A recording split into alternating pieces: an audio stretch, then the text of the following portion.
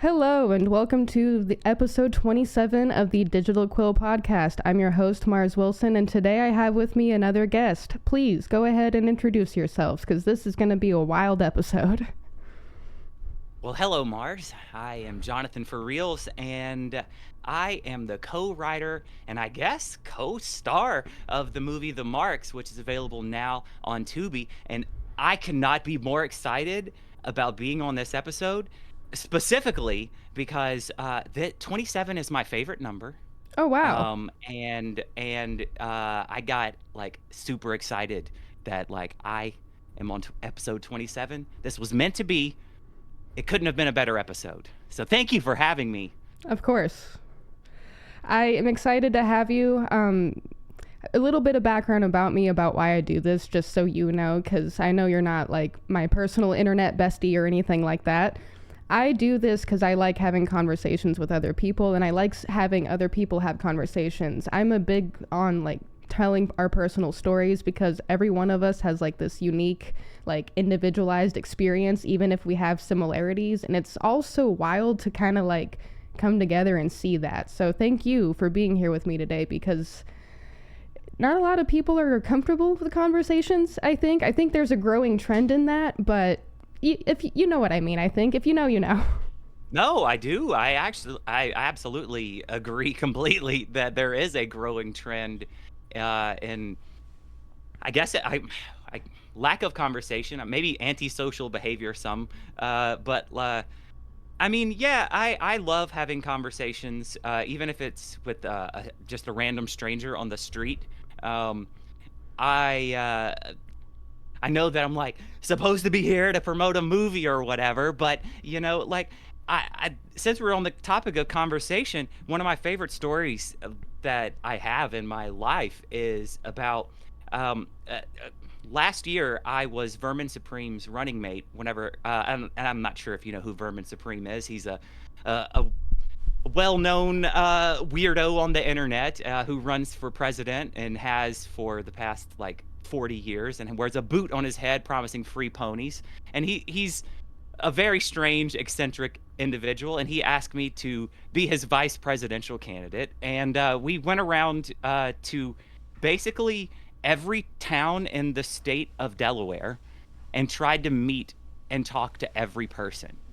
Cool. And it was such a unique experience. We would tell them hi, and you're walking up to them. He was wearing a cape, dressed like a wizard. Hi, I'm running for president of the United States. And then having the weirdest possible conversation with them possible. And it would brighten their day, and you would talk to them about things. As soon as you get done talking about all the weird time travel and zombies and whatever weirdness you want to have, then you ask them about their life, and they'll tell you about, oh, what are they doing on their day? Oh man, last week this happened to me. Oh man, I just got out of prison and I'd been in there for 15 years and I'm trying to get my life together, and today I just had a job interview.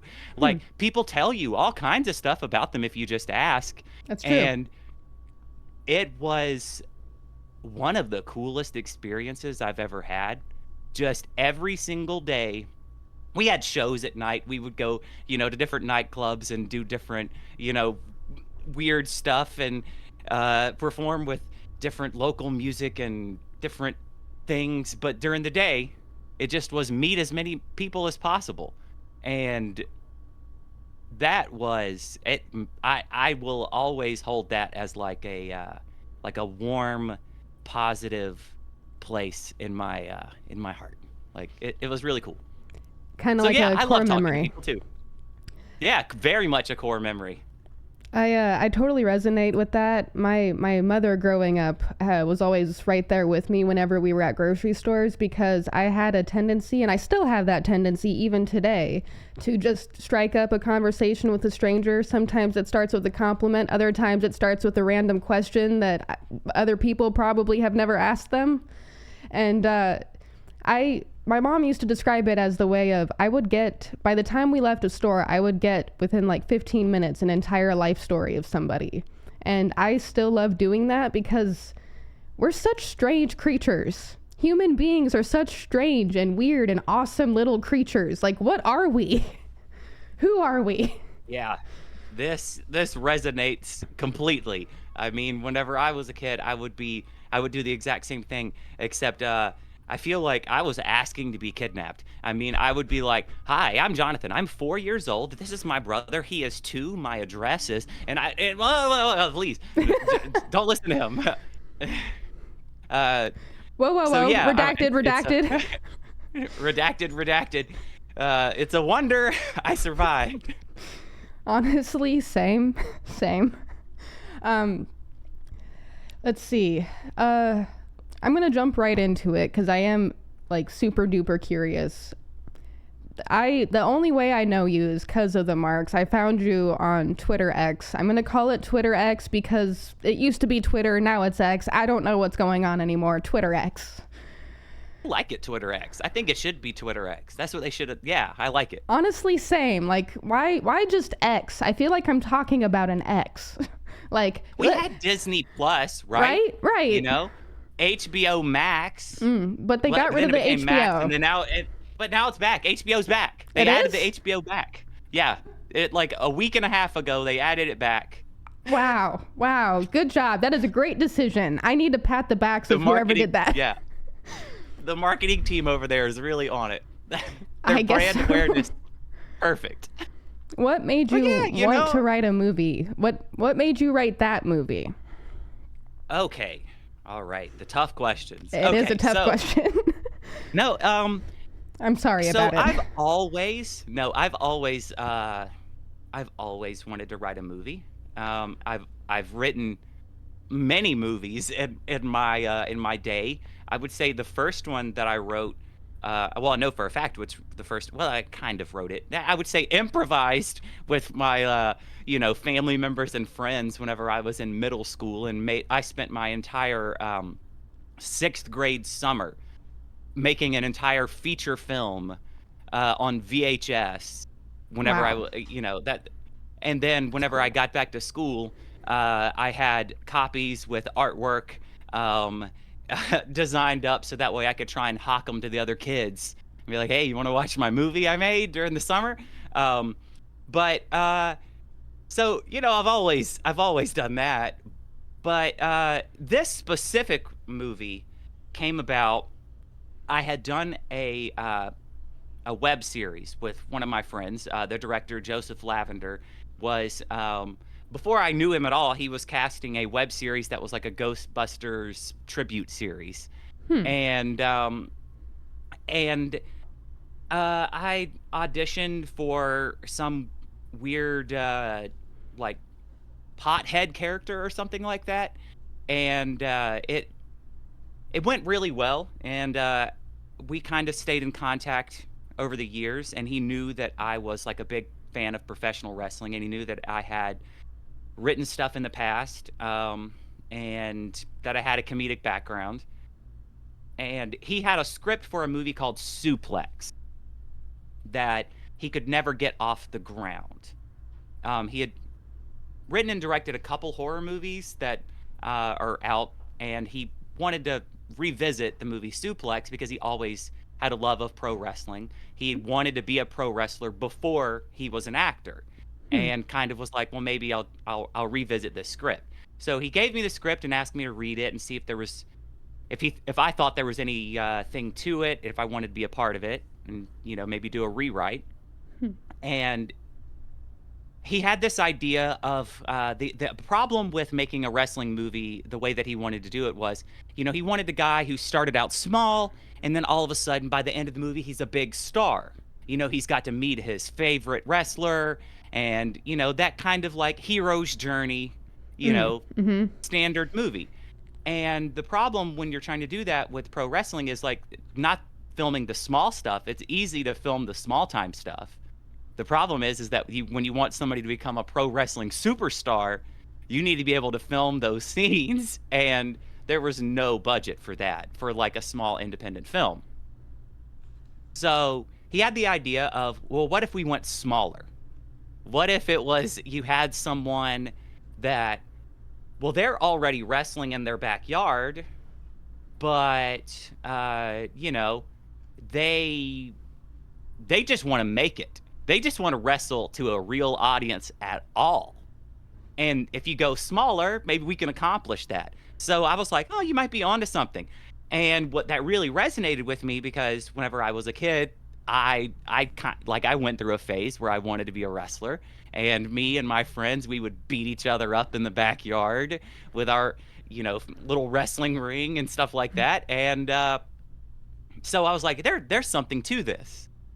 So it we wrote a movie called The Mark, and it was about a guy named Mark who gets sucked into this world of backyard wrestling. And that character is actually still in the movie. He shows up to the video store and he rents a VHS tape for me. He was supposed to be the main character. And that actor, Robbie Odenby, is more of a theatrical actor. And he got offered a theatrical role about 2 weeks into filming this movie, and it was a movie or a role that he could not turn down. So he asked if there was any way we could do, like, halt the production or anything like that, and there was just no way that we could. So the only solution was to do a major rewrite and make all of the supporting characters larger roles, which I actually think was the creatively, nothing against Robbie. I love Robbie. It was so much fun to work with. And on the Blu-ray, there's a lot of like deleted scenes of like this Mark character that doesn't matter to the plot anymore. So there's a Blu-ray. But yeah, oh yeah, but Blu-ray and DVD. Cool. So it making all of these like weird supporting characters larger roles, I absolutely felt like, I mean, it really made the movie what it is. The ensemble cast, and that is what makes pro wrestling so much fun. It's like there really isn't a main character in pro wrestling, and I don't think there really is a main character in the Marks. A lot of people kind of like point to like Maggie, Jack, myself as like main characters, and yeah, we do kind of like drive a lot of the like plot and some of the main event picture, I guess, as you would put it in pro wrestling terms. But like really, so many of these other characters steal the spotlight. Like Bishop Moneybags is my favorite character in the whole movie. Well, I'll take that back. I mean, it's hard to pick a favorite character because I feel like the commentators are so funny too, and Sam, who plays my best friend, Gunnar Willis, who plays my best friend Sam in the movie, is such a talented actor, and he's so funny in his own unique way, and like a completely different way than some of the other over-the-top characters. So yeah, the ensemble nature just came together organically. But yeah, I mean, I think I answered your question. You did. I think so. Because the question was, why did you make this? And after watching the movie, I will admit I was going to try to watch it one more time before our episode, but I didn't get the chance to. So I'm only able to remember when I did watch it. I think I posted about it on Twitter. Okay. I have to just say this because as someone who minimally knows about wrestling, not enough that I'd like to know, but it's such a big world. It's kind of hard to pick a place to go to. Your movie was so entertaining and so awesome. I could feel the creativity and the passion for it. Like between your acting as your character and like all the others, like I don't know how to explain it, but it felt like a passion project, like a project of love, and not like I don't know how to explain it. You know how like you go to a Marvel movie and you can tell like it's just about the money and how many views we can get. I mean, of course we want your movie to have a lot of views, like, of course, but like at the end of the day, it's the love that you put into it, especially the love that you guys put into the credits. The credits, when they started to roll, the creative decision, I have never seen credits like that. And I love the credits because sometimes there are like little Easter eggs, and you had a lot of them in your guys' credits. Let's see, what was that one?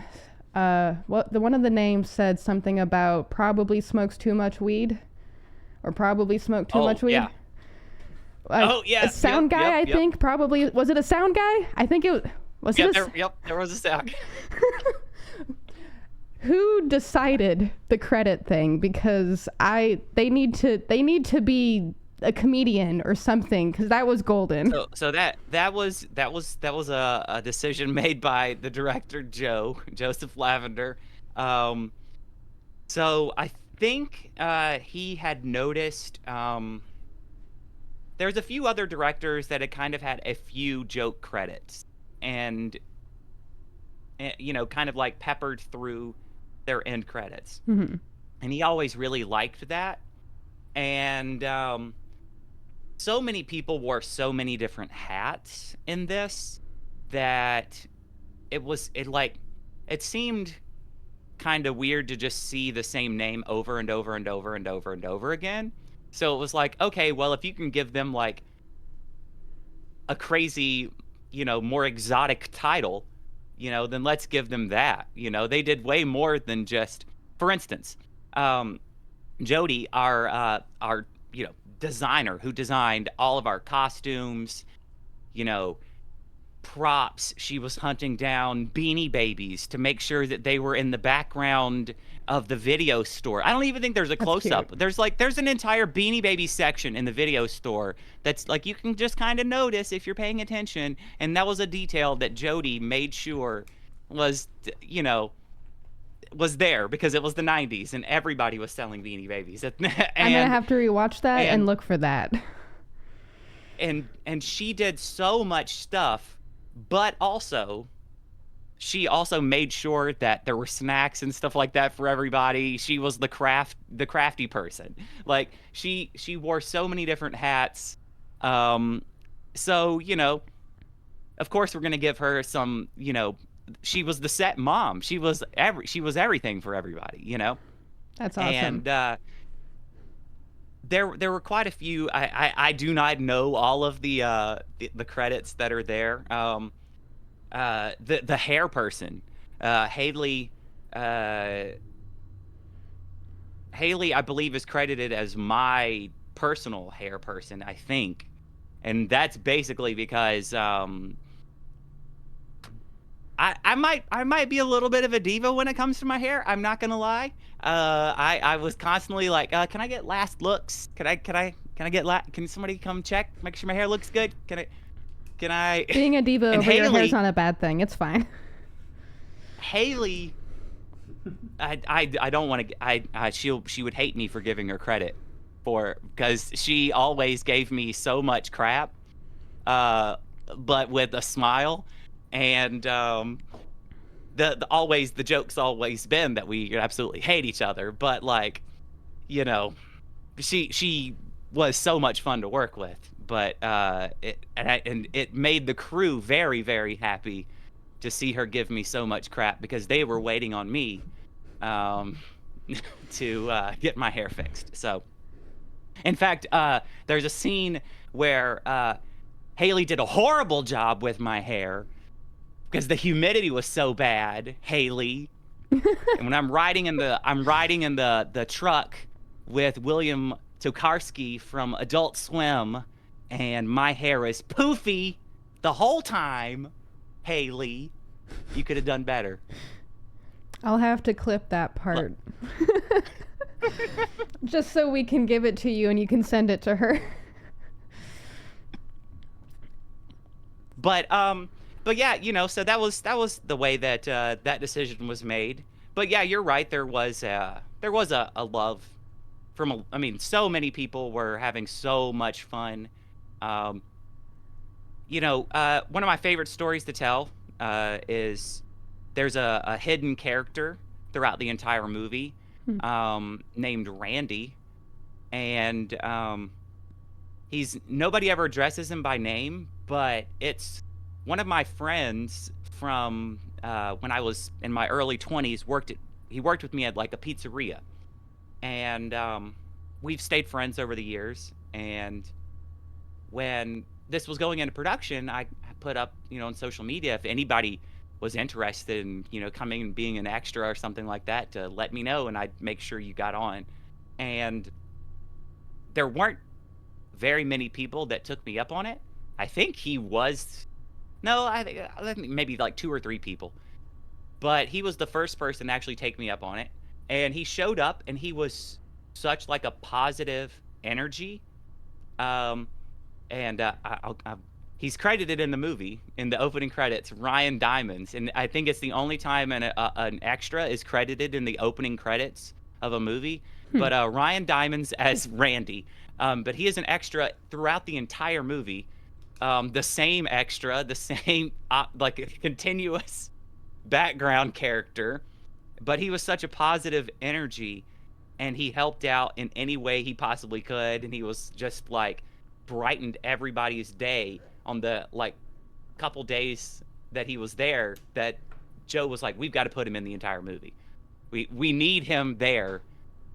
We need him there for his positive energy, even if he's just there to be in the background. And he was right, because Diamonds is like, he was I think that's probably, he's one of the reasons why there's like, you can feel the love. Him and so many other people. Robert, who played one of the commentators, Robert McElroy.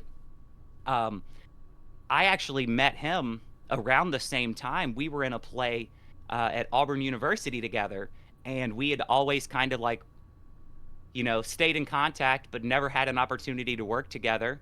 And we both ended up working in the Atlanta film scene around the same time, Hmm. never had an opportunity to work together.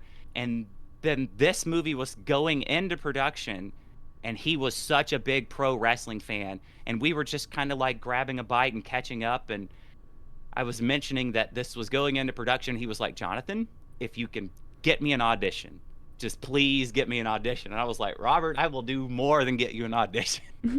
We're gonna figure out a way to get you into this movie. And like, he tried out to be a wrestler, and we were like, no, no, no, no, no, no, no. You've got like his wrestling knowledge and his ability to improvise and just talk. I'm like, you've got to be on commentary. Speaking of wrestling, have you ever been in the ring yourself before? Just for the movie.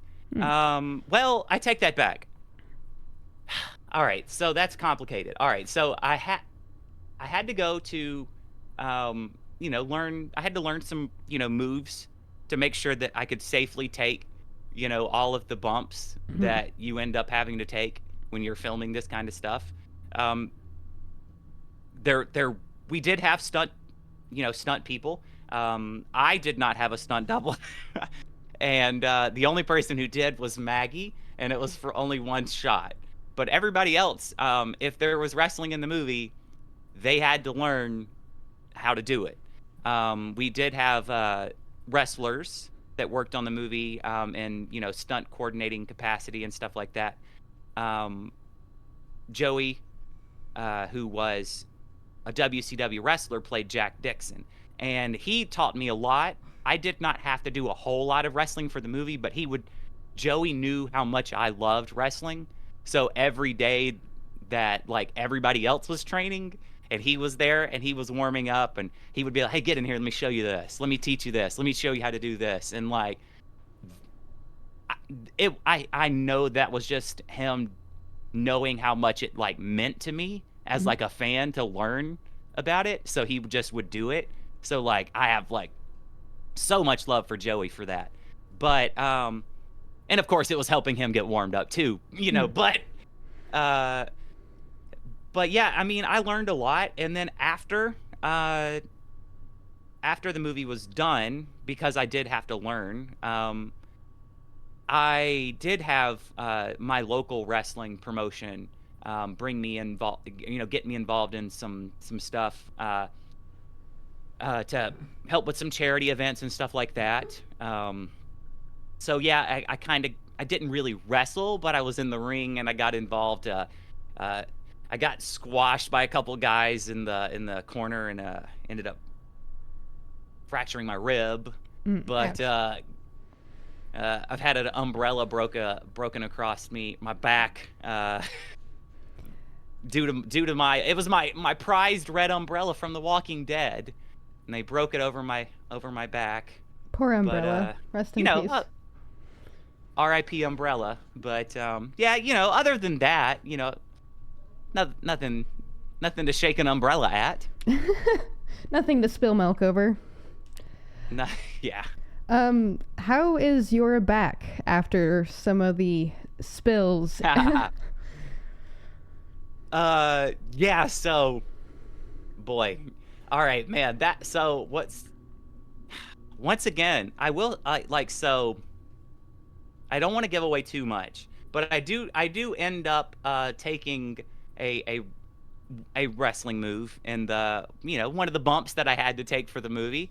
Um, Luckily, we filmed that in a way to where it was being filmed in slow motion to be in slow motion, so we could kind of um, not put as much impact Mm, on that move as it normally would have had. okay. Um, and so yeah, so there's the movie magic there. Now, with that being said, there are a couple of the shots where we did do it a little fast to try and get like the what well, I guess you would call it the shock waves that you can kind of see whenever something happens in slow motion. Mm-hmm. You know what I mean? Mm-hmm. Like for instance, like uh, if you see somebody get hit with a steel chair, in slow motion, you can see their skin kind of ripple, Mm-hmm. you know? That And rippling effect. that yeah, you kind of want that when you're filming action stuff in slow motion, and the only way to really get it is either CGI or Doing the hitting actual someone. thing. The actual act of Um hit. I mean, I there are there are some moments that like you can't fake. There's Dumpster Diver is the stunt coordinator for the movie. The actor who plays Dumpster Diver is Brian Alexander, who was the stunt coordinator. Used to be a pro wrestler. I think he might still pro wrestler, just kind of part time. Hmm. But there are some absolute moments that he is not faking anything. There was no way to do the shot, and he's like, except me doing it. Like there's a trash can in the corner of a wrestling ring, and the only way you fake someone's head caving that trash can in is by someone's head caving that trash can in, and he does. Uh, My next but question. that was the pro wrestler in him. My, Yeah. my next question, because I thought about it when talking about the possible injuries sustained. Who fared the worst injury wise by the end of the production? Um.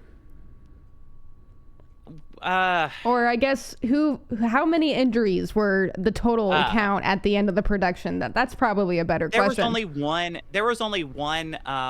There was only one actual injury. I would say. Um, there was a moment where Maggie twisted her ankle while we were filming the battle royal. Um, but that was it was such like a fluke moment, and like I was actually involved in that, so like it was while we were filming like my close up, and I was holding her other ankle, and I yeah, think I she remember twisted her that. other one. I So kind of yeah, remember. yeah. Ouch. Okay. So yeah, so she twisted her ankle during it. I felt so bad. I don't think there was anything that anybody could have done differently, but you still feel bad. You know what Yeah. I mean? At least you felt Um, bad. I have met people who have injured people and are like, I mean, it happens. Excuse you. Feel bad. Feel bad. Just a little. It's yeah, yeah. But I don't understand the lack of I would empathy sometimes. Brian got hurt more than anybody though. Like if we're being like honest about like it was but that was always him uh being like, "Okay, what do we need to do? How do I need to be hurt to make this shot look good?" Hmm. Like as the stunt person, what do I need to do to myself? And you know, Brian made a lot of mistakes telling me telling me things that he was proud of that he did as a professional wrestler. For instance, he was bragging about how one match. So there's a common spot in pro wrestling where they will dump out like a bag of thumbtacks, like the little flat ones like this, Oh, okay. the little bitty ones, and they'll dump out those little flat ones everywhere on the out of like at the ring, and the wrestler will get dumped on it, and the tacks they get stuck in your back, and it's gnarly.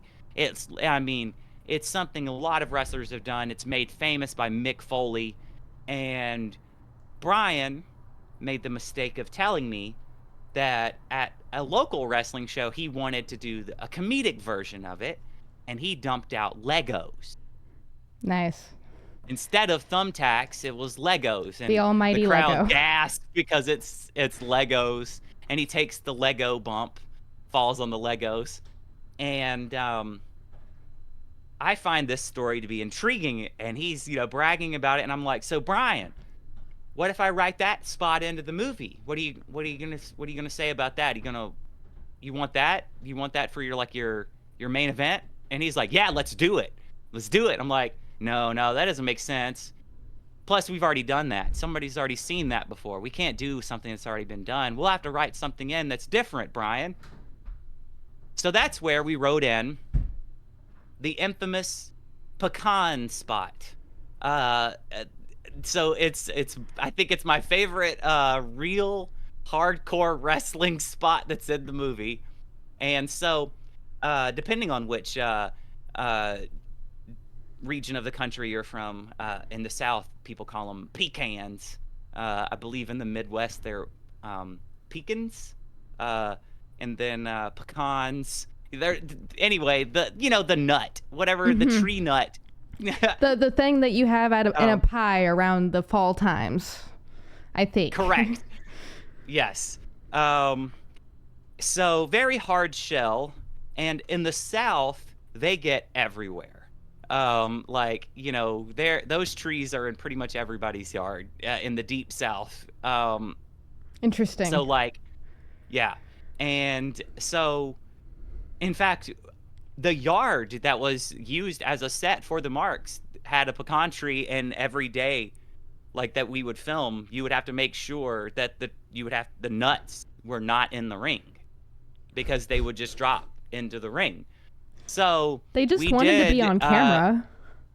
We replaced the Legos with pecans, and so there is we did the real thumbtack spot, the infamous thumbtack spot with pecans, just so Brian could have a little extra clout for his hardcore wrestling. So there you go, Brian. You wanted to brag about your Legos. There you go, buddy.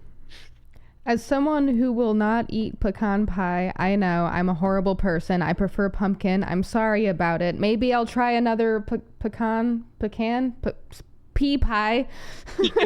Pecan pie. Pecan. That's we tried to write in. I actually think there was a lot of deleted scenes that never made it in, where people just said that word differently throughout the movie. So one character would say it one way, another character would say it another way, and another character would say it another way, and we just tried to pepper it throughout the entire. I like that. But I think it only ended up being said by me. So oh well, it never worked out. Still good for a story, because yeah. Now I'm going to be thinking about pecans. You kind of brought up that this wasn't a Marvel movie, but I will tell you, having worked on a Marvel movie, the one similarity is that we filmed way too much. I think the movie had about 4 hours in length before it was shaved down, because we filmed so much. It was a 2 hour and something like that. It was movie. a 2 hour movie. Yeah. And there was so much wrestling that got filmed. Mm-hmm. I mean, if there was a match, the match got filmed. The whole match was written, in the for the script. And so there were some times where it's kind of it things were done in montage, montage form to kind of cover up for the fact that some story had to be, you know, I guess skimmed past, and and the rest, that's not. You're trying to make a movie that's about the wrestling world for a non-wrestling audience, and that's what we had to keep telling ourselves. As I said, I can't say that I'm not a wrestling fan. The person you met earlier who asked you a question or two, Nathan, he got me into wrestling back in the day. Probably like 6 or 7 years ago. It's been some time since I've paid attention, but you might have noticed the beanie that he handed me. Oh, yeah.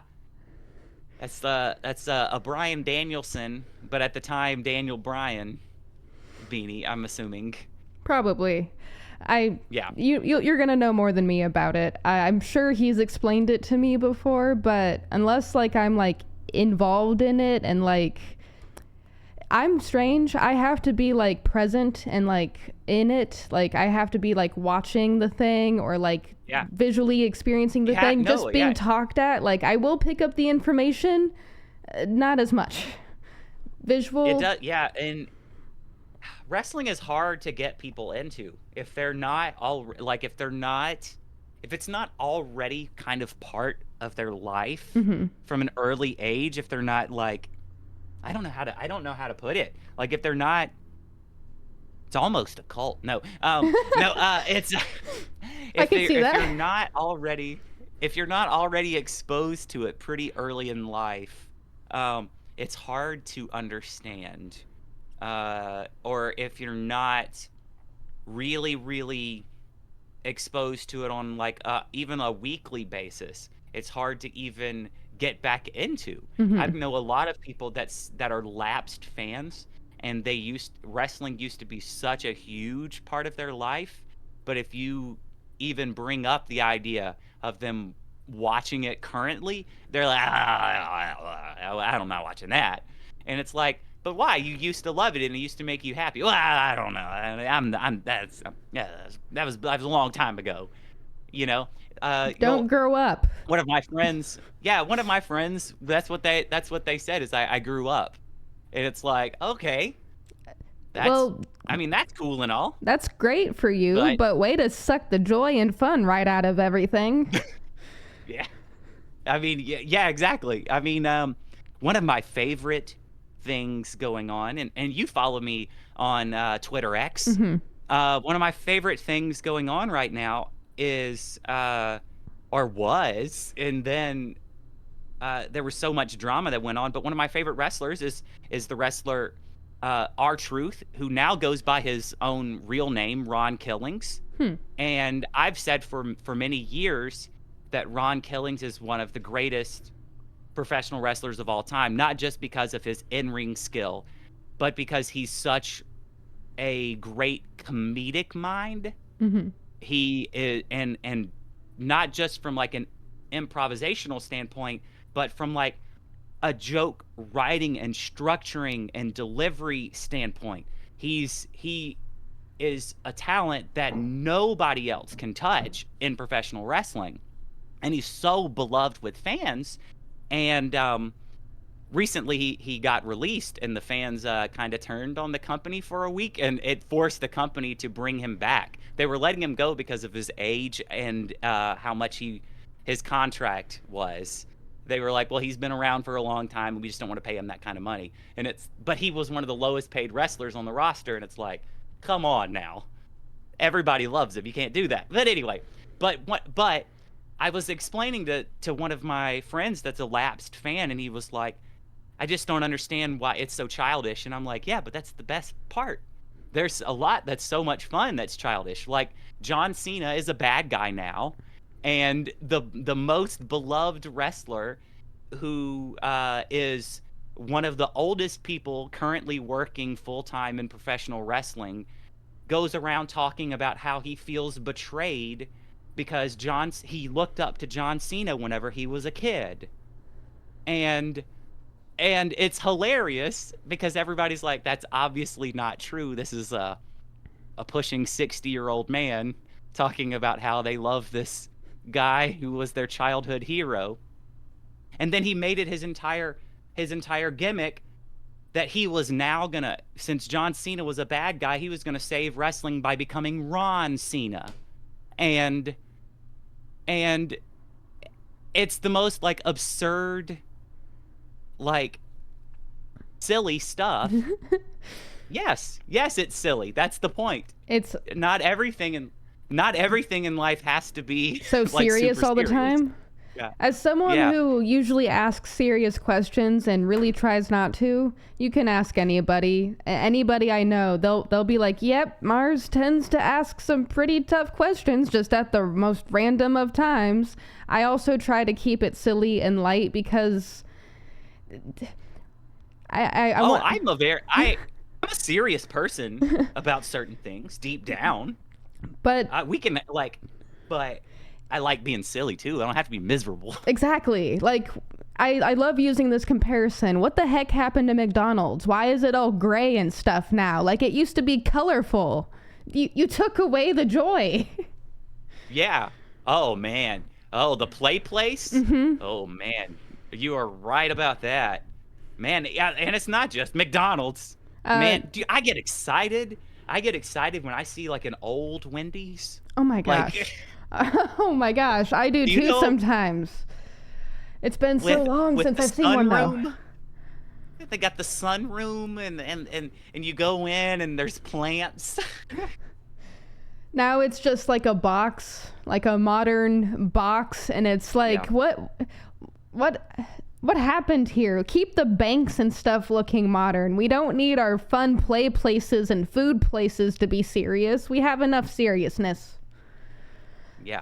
Oh, I'm with you there. Oh. Yep, yep.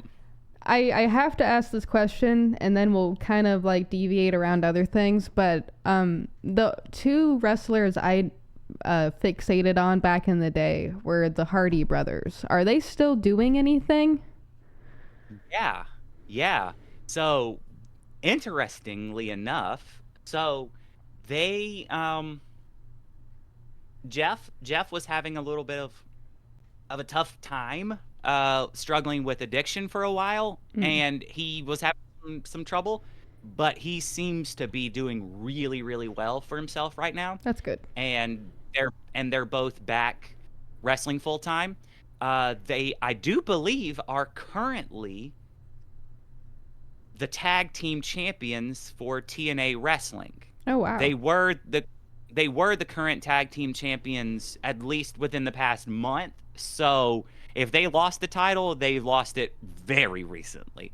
But there's actually a really really interesting partnership with a lot of wrestling companies where TNA, AAA, which is like a luchador company, NXT, which is WWE's third developmental brand company, and a lot of other like really small promotions are now actually starting to kind of work together as like a network where people come in and out of their programming.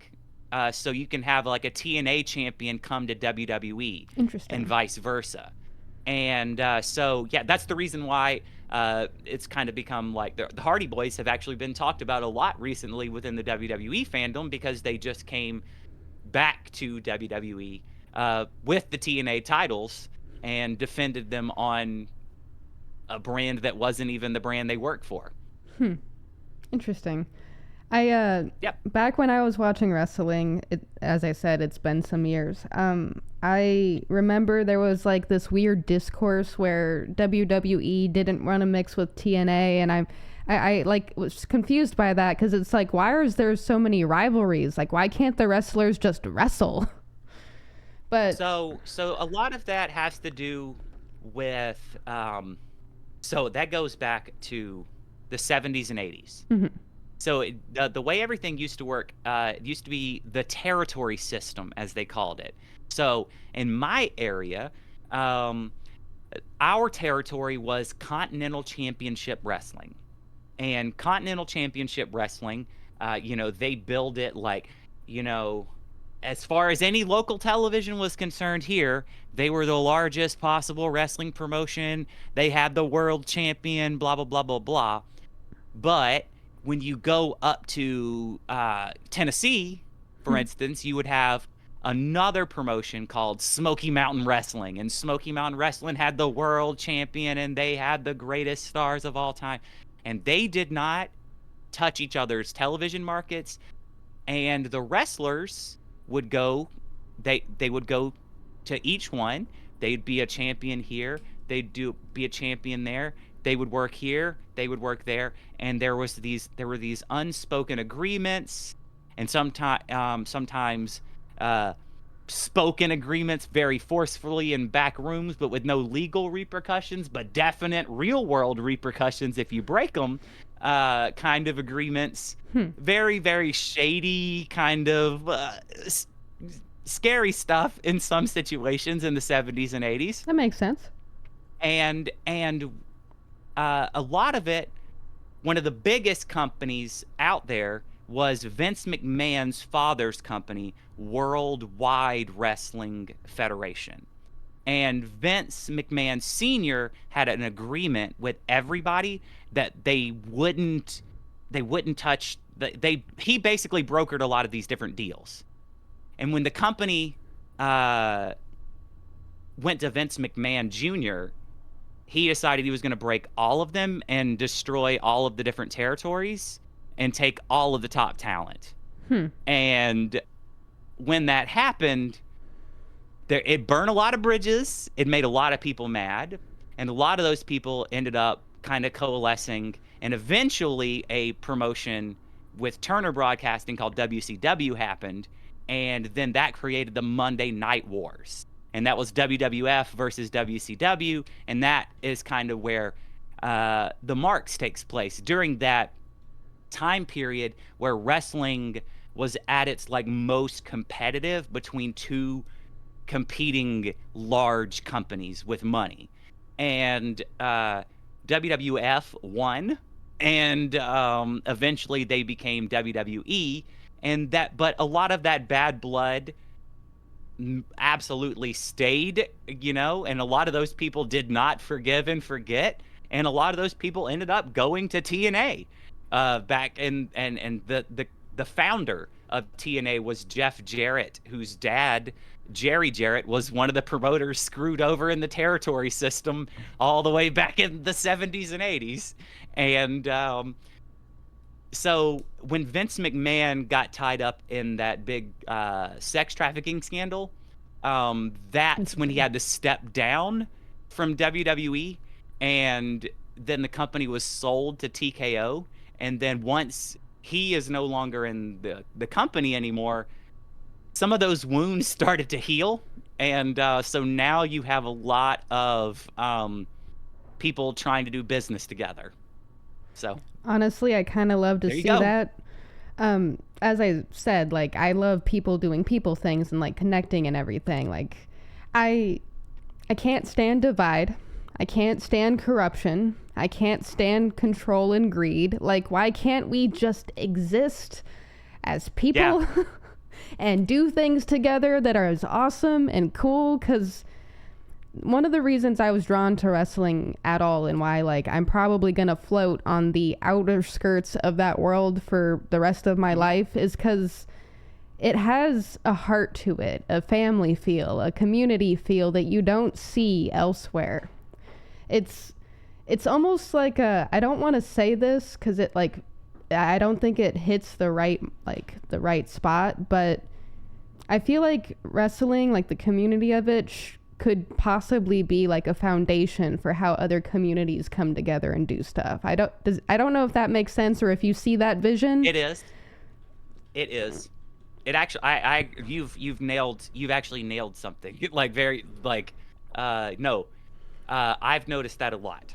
So like, okay, you will notice that if you go to a lot of like Comic Cons, Mm-hmm. you will see pro wrestling superstars pop up.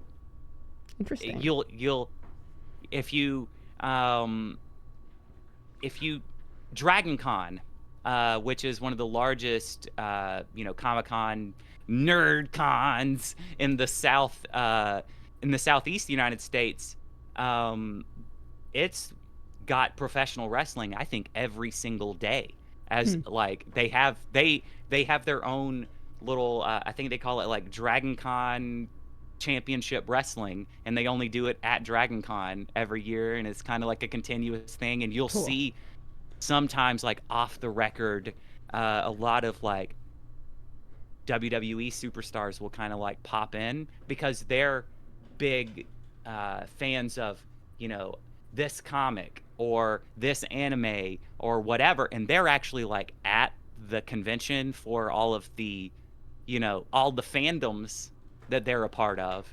But then wrestling is still a major part of their life, so they're gonna of course pop in and be a part of the wrestling stuff too. And there is that overlap that you see a lot.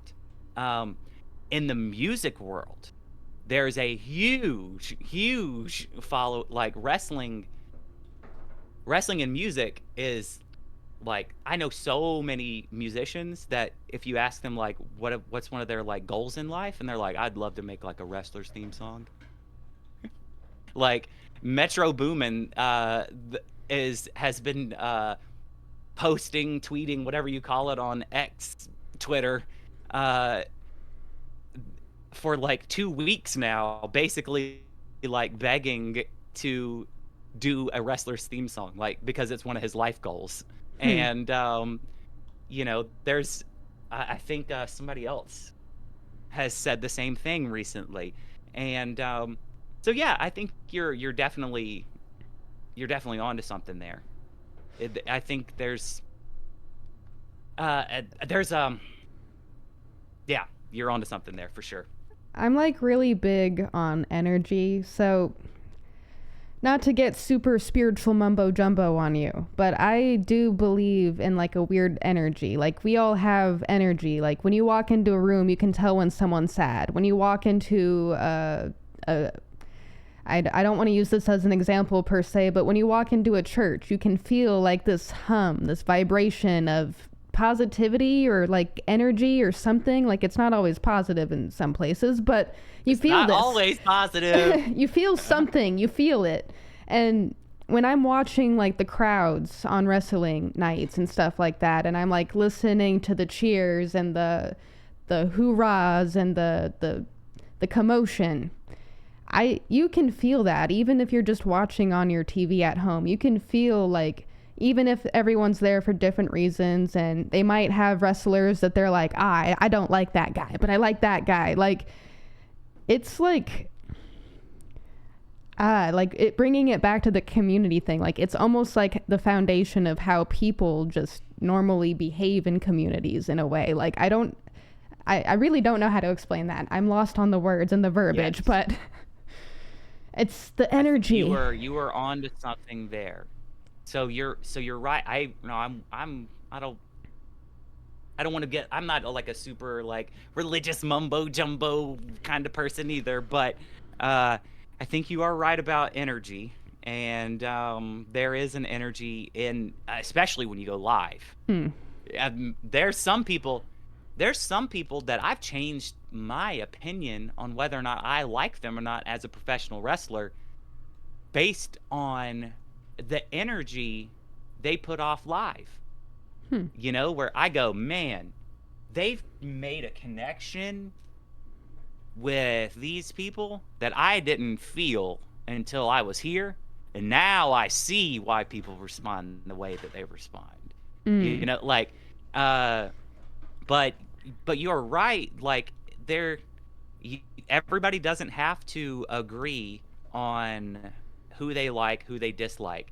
But what everybody does agree on is that wrestling is great, and that's a quote that's become very popular in recent years because the professional wrestler Bray Wyatt, who recently passed away, had very close to his death, uh, had just kind of tweeted out, just wrestling is great, just like a positive little quote, and ended up passing away very soon right after that from a Mm. heart attack.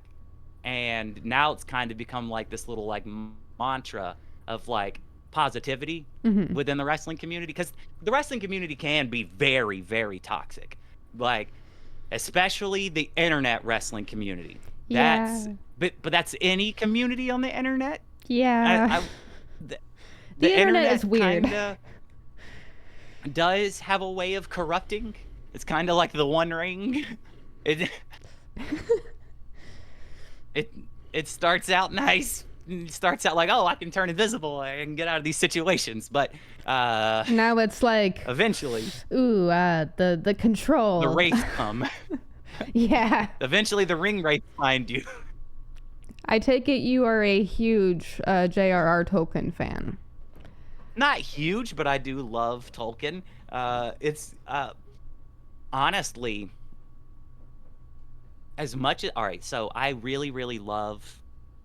I love the whole universe, but I'm like a big fan of movies. Movies are a big part of my life, and like the Lord of the Rings movies, I I studied those DVDs back in like my teenage years like they were a college course Hmm. because they had like the extended versions came with like appendices just like the books. And like, Wow. Tolkien That's was cool. very yeah.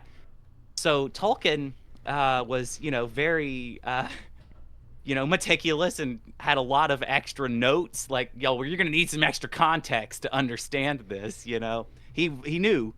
And all if you had all of the real full collector's edition, let's see how many uh 12 disc set of the original trilogy, Hmm. and it's not out on Blu-ray at all. You have to go get the DVDs from way back in the day.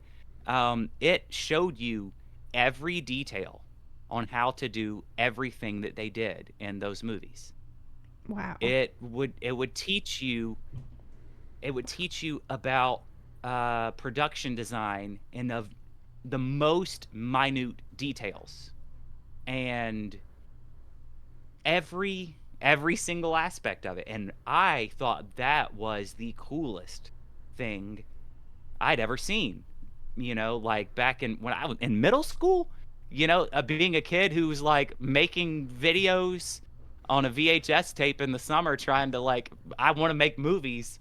Now I've got tw- you know 12 disc teaching me how to do everything. So, but I think by the time I was in 10th grade, I was like I had taken over the entire video production department at my school because Cool. the teachers that were in charge didn't know how to run anything. And so like they just needed someone to make sure it happened. And by the time that I was like, I think my junior year, I had like this ambitious project that I wanted to do like an educational. Okay, so Georgia, I grew up in Georgia, and the state guidelines were that like if you did in-house video, it had to be for like educational purposes and it had to be about like teaching you character development skills. Hmm. So like that's what our school educational television program had to be about. So I knew the legal requirements, and I had this ambitious project where I wanted to bring the drama department in and all of my acting friends from our local drama department and do an educational character development version of Lord of the Rings, Hmm. where we did forced perspective and all of the special effects, where we had hobbits, we had sets, we did, and we shot all of this, and it was called the Rings of Character. And you would be learning about generosity and I can't remember any of the like just like life skills and just to do the legally required uh thing to be able to broadcast it on our local or on our in-house TV at the school. But anyway, yeah. That's really cool. So I took So film. yeah, I guess I like Lord of the Rings. I guess I like Tolkien. What did Lord of the Rings make any influences into the marks? Are there any Lord of the Rings influences in the marks? I don't think so. I don't think so. I Huh. That's surprising. There's a lot of other references though. That is, I did pick up on a few of them. Just for the sake of like making sure that the audience listening to us today watches it and doesn't get spoilers, we will save all of the like references and details if you would like for another episode if you want to come Oh, no, back. you know what? I'm fine. I'm fine with talking about details. Okay. Um, and I'll tell you the reason why. Well, let me. All right. I don't. I would say that it would be unfair to the audience to give away stuff from the a certain portion of the movie, like the end portion. And Yeah. there's a certain amount, Yeah.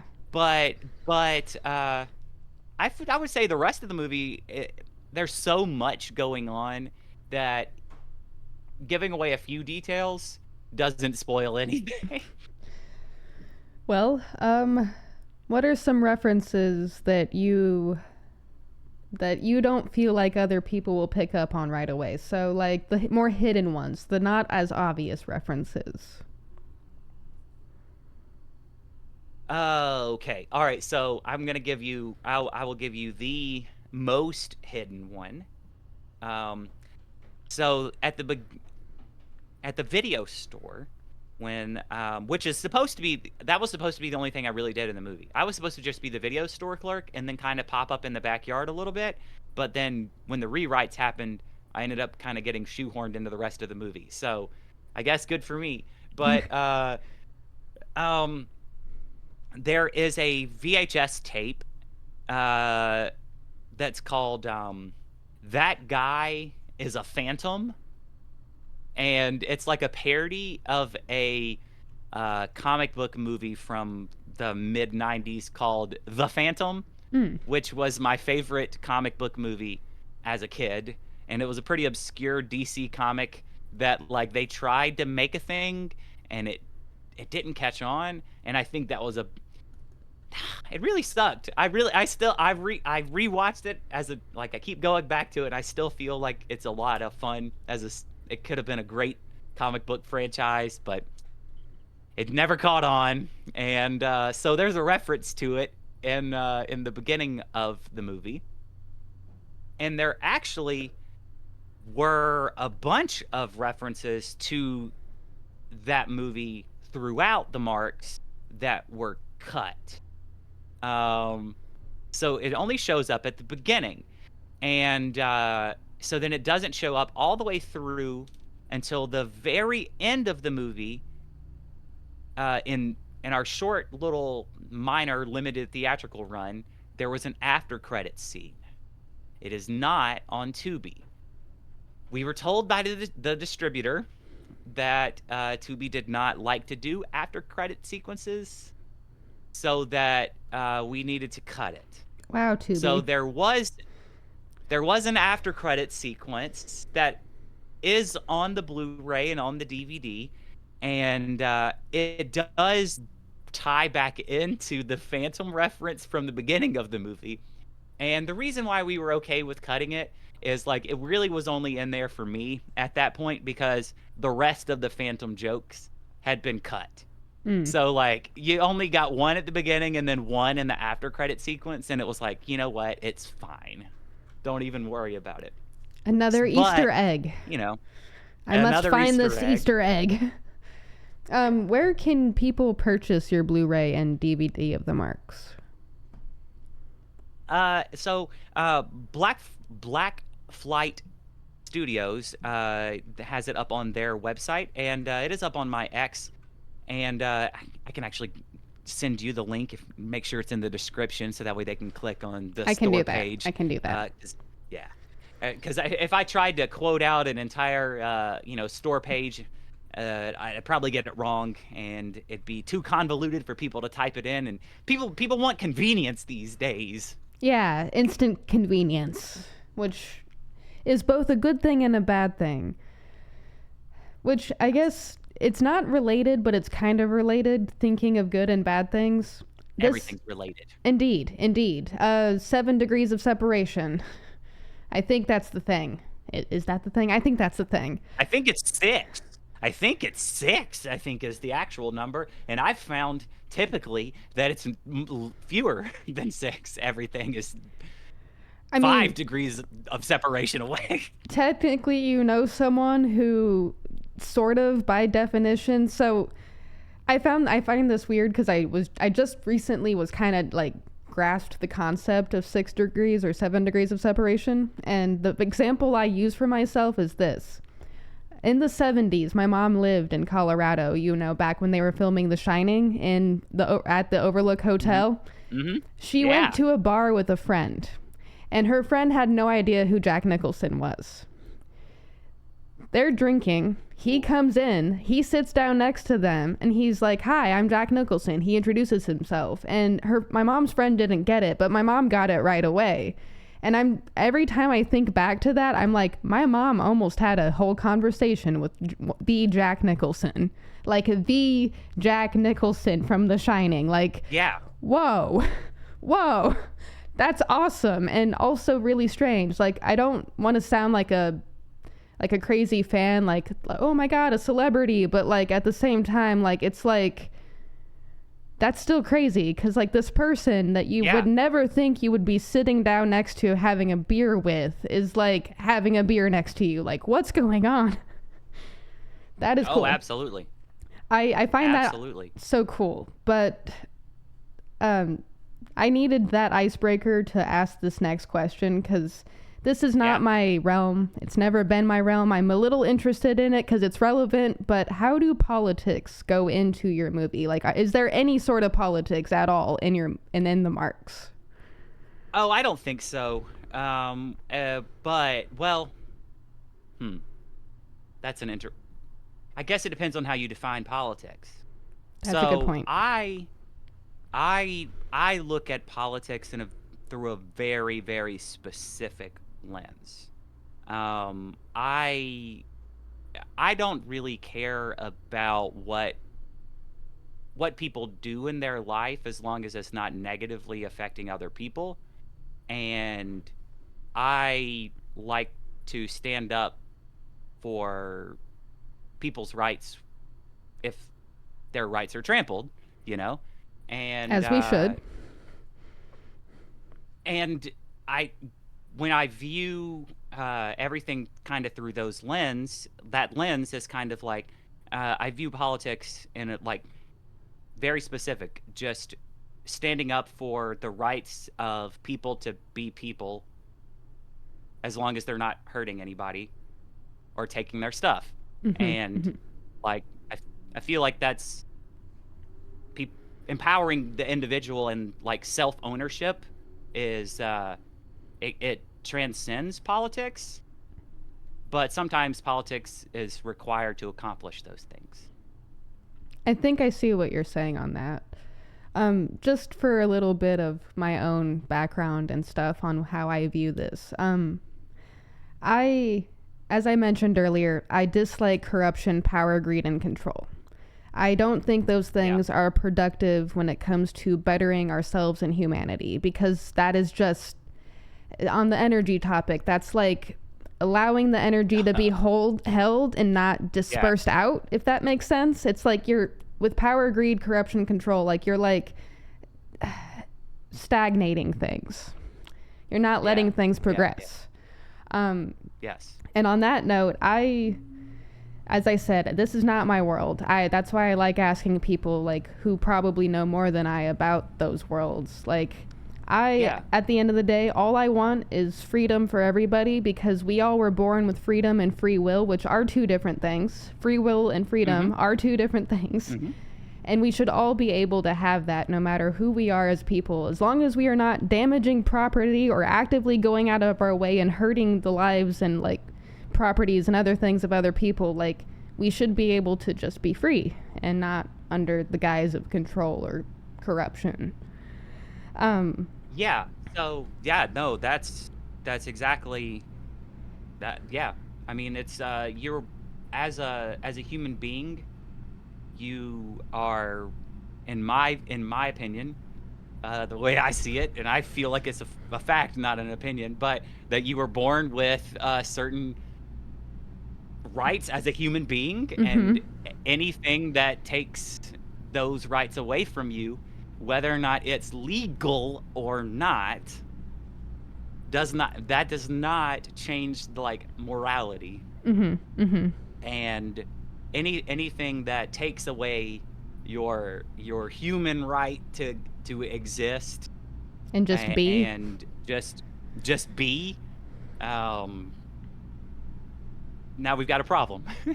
Yeah. I definitely feel that, and that's why I have such a disconnect with like politics in itself, because it's red or blue, it's left or right, it's this or that, and I'm like, what about we meet in the middle and it's just we the people being people doing people things? Like, what about that? What about that? Why does it need to be one or the other, or this or that or that or that, or like, I don't get that. Like, I have a disconnect to that, and I'm trying to understand how that works, I guess. I don't know if that makes sense. So, well, how do I put this? Uh, so the reason why there is a disconnect, in my opinion, between left and right, like so much, like that's on purpose, because if you're arguing about left and right, you're not having the real conversation. The I like real that. conversation, the real conversation, when you look at a political spectrum, is not about the left or right. The That is such a simplistic way of looking at the political spectrum, and they want you to have a simple way of looking at it, so you're not having the real conversation. The real conversation is more or less control Mm-hmm. by more or less control by the state. How much authority are you giving the state? So, by definition, the argument is more or less authoritarianism. That's the conversation that has to be had on both sides of the left or right argument. How much control and authority are you giving the state? If you have religious extremists that give the state full control of their life, it is just as bad as if you have environmental extremists that give you full control, or the state full control of your life.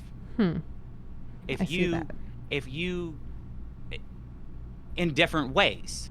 You see what I'm saying? Like, if they're Mm-hmm. going to still use state control to control your life, they're probably going to pass, you know, on both sides of that argument, they're probably going to pass reproductive laws that affect your life. They're probably going to pass housing laws that affect your life. They're going to pass economic laws that affect your life. Now, on both sides of that equation, in the farthest authoritarian extremes. Mm-hmm.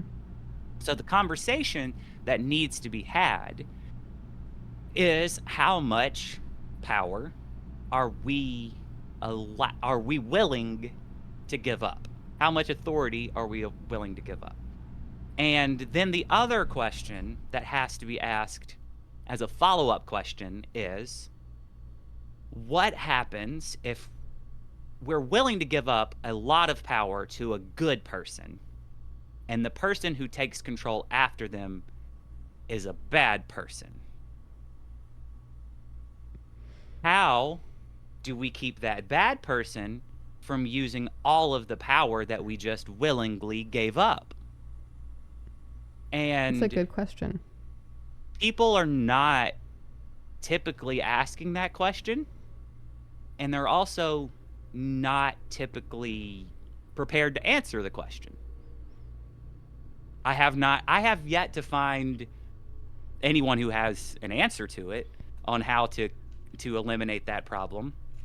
Um, I don't want to name any specific names, but you know, uh, I was having this exact conversation with someone, and they were very concerned about someone getting elected, Mm-hmm. and they were very adamant about the other person being the best person that's ever been in the political sphere in their lifetime, and that's who the real future was.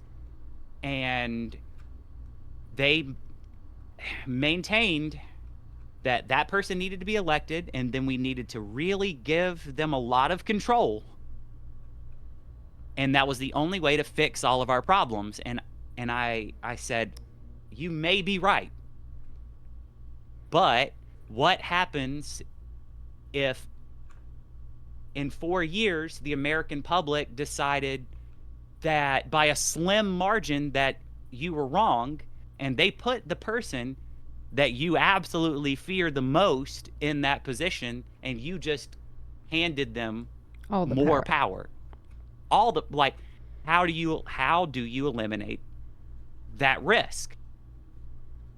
And that is I think the big question that we've been trying to figure out in America for a while.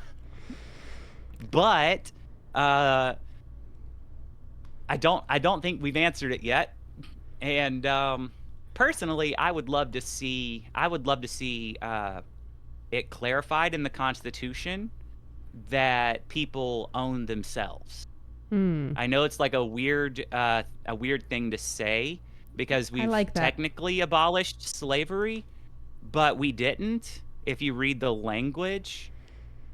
Yeah. And if I think if we a very precisely written constitutional amendment on self-ownership could go a long way to solve a lot of the problems that we have socially, just like the political discourse, because it's going to take a lot of things off the table, and you're not going to have the divisive things where people are arguing about something that truly can't even be affected by policy, and when we try, we actively make it worse. So it's going to take a lot of that off the table, and then once that's off the table, you start to heal that wound, the discourse where people don't get along, and then it actually forces politicians to address the real problems that actually exist, and that aren't just divisive propaganda. Now, just everything I speak on, especially like just in general, is my own experience or my own personal opinion, my own Yeah, perspective. So yeah. I'm not Sure. trying, I don't like, I'm just going to say this now, like, I'm not trying to like influence or like, I'm here to learn and I'm here to like experience, right? It may not I, be. I love, I love that. I'm loving this. This is a fun conversation, Mars. It may not be my world. I may not have all the verbiage. I may not know all the names and who all holds the money and all of that stuff. Same here. But what I do know is this. I see such a discourse and such a divide where divides do not need to exist. And it hurts me because, as I've stated before, I love seeing people prosper and doing people things and just simply existing as people, because there is nothing more beautiful than to be human and experiencing that with other humans. And I think for me, my solution, if we can call it that, air quote solution, is the community level. Bringing things to the people at the community level. Literally saying, fuck you, government. And being like, all right, how are we going to feed each other? How are we going to clothe each other? How are we going to raise our kids? How are we going to educate ourselves? Like, what are we going to do together as communities to help each other? Because we almost kind of have to ignore what's going on politically in the money and power and corruption game. Like, we almost kind of have to ignore it because we can't fix it. We can't just vote the right people in anymore, because from my perspective, it doesn't matter. It really, Yeah, it like, doesn't. they're all lobbyists and money hoarders and stuff like that. So, I mean, what are we going to do together as communities, as people, as humans? Like, that's my solution personally for me. Like, that's why I'm trying to build that Discord community and have this podcast and talk to other people, because I think if we just talk like this and don't listen to the legacy media or social media and just talk to each other, we might actually be able to get rid of the discourse, get rid of the corruption and problems that are happening. Like, I'm not saying like we're gonna have like the perfect utopia and everything's gonna be all peachy keen and we'll all sing kumbaya all the time, but I think we can have an almost utopia if we do that. No, for sure. No, yeah. I mean, so boy, there's so many places that this conversation, so many directions, and I'm trying to figure out what I want to talk about. So first of all, I think are you familiar with the Rainbow Gathering? I feel like that name rings a bell or something off in the far distance of my mind, but no? Question mark? So I don't know enough about it to really go into like super detail, but I've heard Vermin Supreme talk about it to me a lot because he goes all the time, and it's what you are describing, where it's a giant community. It's been going on for decades. I don't even know how. I mean, probably since the old school hippie movement. Cool. And they come together in specific places. I don't know the scheduling and how it works, but they all descend, and it's thousands of them, and they show up and they take over an area. They all go camping together, and it just becomes basically an ungoverned city in the woods. That is so cool. Holy And heck. Yeah. So there's a documentary on Vermin that exists, that they follow him at the Rainbow Gathering some. So I highly recommend you check that out. What's the documentary called? Supreme? Who is Vermin Supreme? And then I believe there's a follow-up called This is Vermin Supreme. But Who is Vermin Supreme definitely is. It's so good. But the Rainbow Gathering, even as someone who, like, I'm so interested in the idea, I am still like, I can't wrap my head around it, and I have not gone. I keep being told by different people, like, you should go. You need to experience it. You need to. So maybe one of these days I will. If it is coming up soon, this might be your sign. You're on your favorite numbered episode, and we're talking about this. I think it might be a sign. That's true. Well, I'm gonna look and see when it's coming up. Maybe you're right. Maybe it's what I need. And we can definitely have an episode after you come back from your Rainbow Gathering sabbatical. Well, I mean, so what? I'm not sure if you're familiar with the term rainbow anarchist, but I guess that's like you believe you're not no flavor of you just believe in people. Anybody can, yeah. I believe in people. That is like the simple terms for it. I think that's how I describe it. Is I don't believe in. I mean, I'm not super religious. I studied a lot of philosophy and theology when I was growing up because I had to make sense of some trauma that I went through as a child. Sure. And the thing that I learned is that we all kind of have a very similar belief. Even people who are like, I don't believe anything. I'm a total atheist, agnostic, blah, blah, blah. Like, you have some belief in there. I know, because I used to be just like you. And there's so many wild things that we can experience as people, and just the fundamental, like, I just believe in people, and I believe anything is possible and also impossible. I was having a conversation. I'm not going to name names because I don't. Out of respect for them. I don't want to. Yeah, out of respect. But I was having a conversation with. I was at a political convention, and cool. I was at an after party, and I was talking to a guy who I didn't realize at the time was basically Fox News's token atheist. Like, when they need an atheist to come on and bash and argue with, they just bring him on.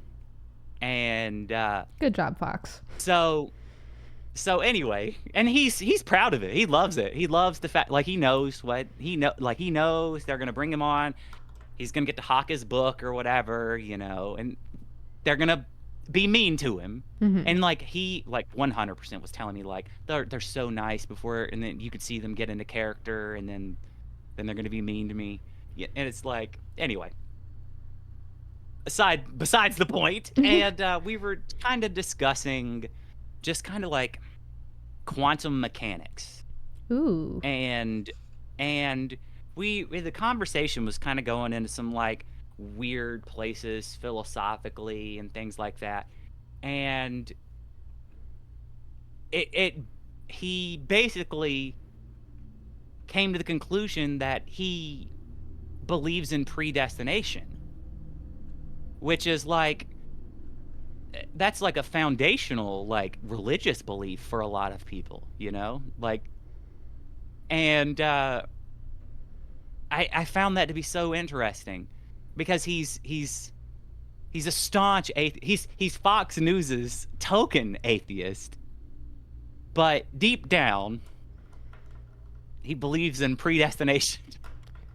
And I think you're onto something, that there's something in everybody kind of making everybody look in certain places and gravitate in certain directions, and they all kind of believe certain things, whether or not they want to admit it. And it's so funny. It's like, if you just admit it, you know how much freedom you are now giving yourself by letting go of that ideology that it's just this one way, this one thing. It's like life is so much more nuanced than that. I call that the collective belief, like that we all kind of have, even if we don't admit it. I call that two different things. I call that the human collective, the subconscious human collective, and I also call it the human condition. It's just one of the many facets of what it means to be human. And well, there's two different ways I think that people can operate. I think you can. I know it's kind of maybe a little oversimplistic to say two different ways, but I feel like it's only two, maybe.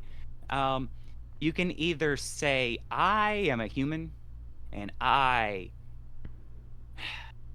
would love to know everything, and I'm going to constantly be looking for new knowledge and perspectives and to experience new things, but I will never know everything, and I can never know everything, and it's okay to not know everything, and it would be foolish of me to think I can know everything. There's that, and then there's the other side where you fully believe that you have a full grasp on everything, that your way is the highway, and that anybody else that's got a different perspective is very wrong and needs to be fixed. On the subject I think those are the two. Go ahead. Those are the two ways. On the subject of like free will and stuff like that, like people are entitled to live in their closed-minded boxes. That's fine. I really hope it works for them, but from my perspective, I don't think it does, because it doesn't work for me. I have to be a lifelong learner. I have to question everything that I see, because like there's so much knowledge out there. There's so many people and like things and history and like future to like learn from, and yeah, I'm never gonna know anything. I sure would like to know everything, but that's never gonna happen. I mean, but you've got some people that are real confident. Oh, yeah. And those people I consider toxic. Yeah, they fall into that other box. Yeah. Yep. I don't want to name names, but I do know some of those. Yeah. And I feel bad because I'm like, I want to speak on their level. I want to speak on the level that they understand, that they know everything level, but it's just not something I can do because maybe I haven't figured it out yet. Maybe I'm not that great at conversating or conversational things yet with the public, but I don't know. Maybe one day I will be. Maybe I'll understand how every verbiage works and the different sides. But for now, I'm going to try to stick with the people who get the learning mindset, the lifelong learner and growth mindset, because that's kind of what we're describing here. English. You'll never be able to fully distill this complicated language down with as many different ways that words can possibly mean certain things and be spelled. Anyway, but yeah, I see your point. It's a good goal to strive for it, but you know, it might be. I sit in box number 1. I know that I'll never fully have a grasp on everything. Isn't it like kind of fun though to kind of just be learning all the time? Like you think you know one thing and then you get fed new information. You're like, wait a minute, Eureka! There's something totally new here. Like it's like Christmas almost, or like your birthday. Like you get a present and you're like, oh my God, it's knowledge. It's a knowledge. Yeah. No, if I go a day without learning something, it was a very boring day. Mm-hmm. You know? What have you learned today so far? Ooh, what have I learned today? Well, I mean, I learned a lot about you today. I learned a lot about your worldview is very, very similar to mine from this conversation. I feel like we gravitated towards each other randomly as strangers on the internet, and that's kind of crazy to me. But so that's really cool. So yeah, it was nice to meet somebody else that believes in humans and people. As I said in our emails, I did do a little bit of a background on you, because if you type in anybody's name, you'll find a lot of public or non-public stuff. And I learned. Yeah, I want to say thank you for that, because I'm always shocked when someone Googles me, and thank you for doing that, because it definitely adds to the conversation. There's a term. I can't remember what it is. It has to do with the area that you are surrounded in. Something. The wiregrass. The wiregrass. Yes, that. Thank you. Oh my gosh, it was on the tip of my brain. Mm-hmm. Explain to me, like I'm from the Southwest. I have not ventured farther than Las Vegas or South Padre Island, Texas, and that was when I was like a little kid. What is the wiregrass area like? Like, what is the culture? What is the area like in your perspective? Okay. Okay, so if you were going to compare it to definitely out west, and I absolutely love going out west, just for the lack of humidity compared to this area. I need the humidity. Wet is the number one descriptor that I would have. It's the air is thick. It's like when you go outside, you put on water weight. It's it's humid.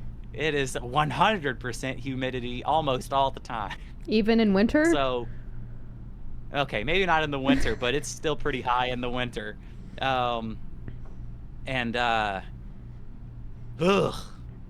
that's the number one thing. But the other thing that I've recently become increasingly more and more concerned about here living in the Southeast in the Wiregrass area is kudzu.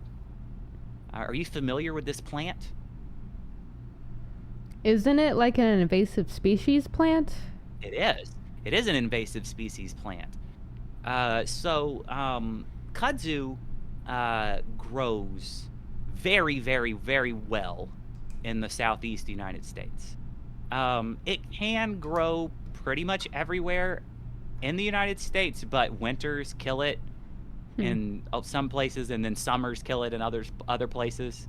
But it's an invasive species, and I've recently learned that we stopped counting how many acres that we've lost to it, and that's pretty concerning because we stopped counting, and it was close to 100 million acres in the 90s when we stopped counting. Okay. Wow. And and so every day in the Wiregrass, I see more and more of this kudzu. And you know, I was on The Walking Dead, and I keep reflecting on it, and I start to wonder, was I in pro kudzu propaganda? Because none of the shots show that the kudzu, the invasive species, has taken over the South after the zombie apocalypse, which absolutely would happen because you cannot kill it in the Southeast United States. It will not die if it is over a year old. If its primary root, which kind of operates like a queen, becomes a year old, you cannot kill it without rendering the land toxic for 10 years. Um, so Wow. Wow. and we've been the Southeast has been overrun. It's been overrun, and so that's what it's like living in the Wiregrass. That's So what that's what all of you people outside of the Southeast need to be concerned about. That the legacy media is not telling you is that the kudzu is taking over. The kudzu is taking over.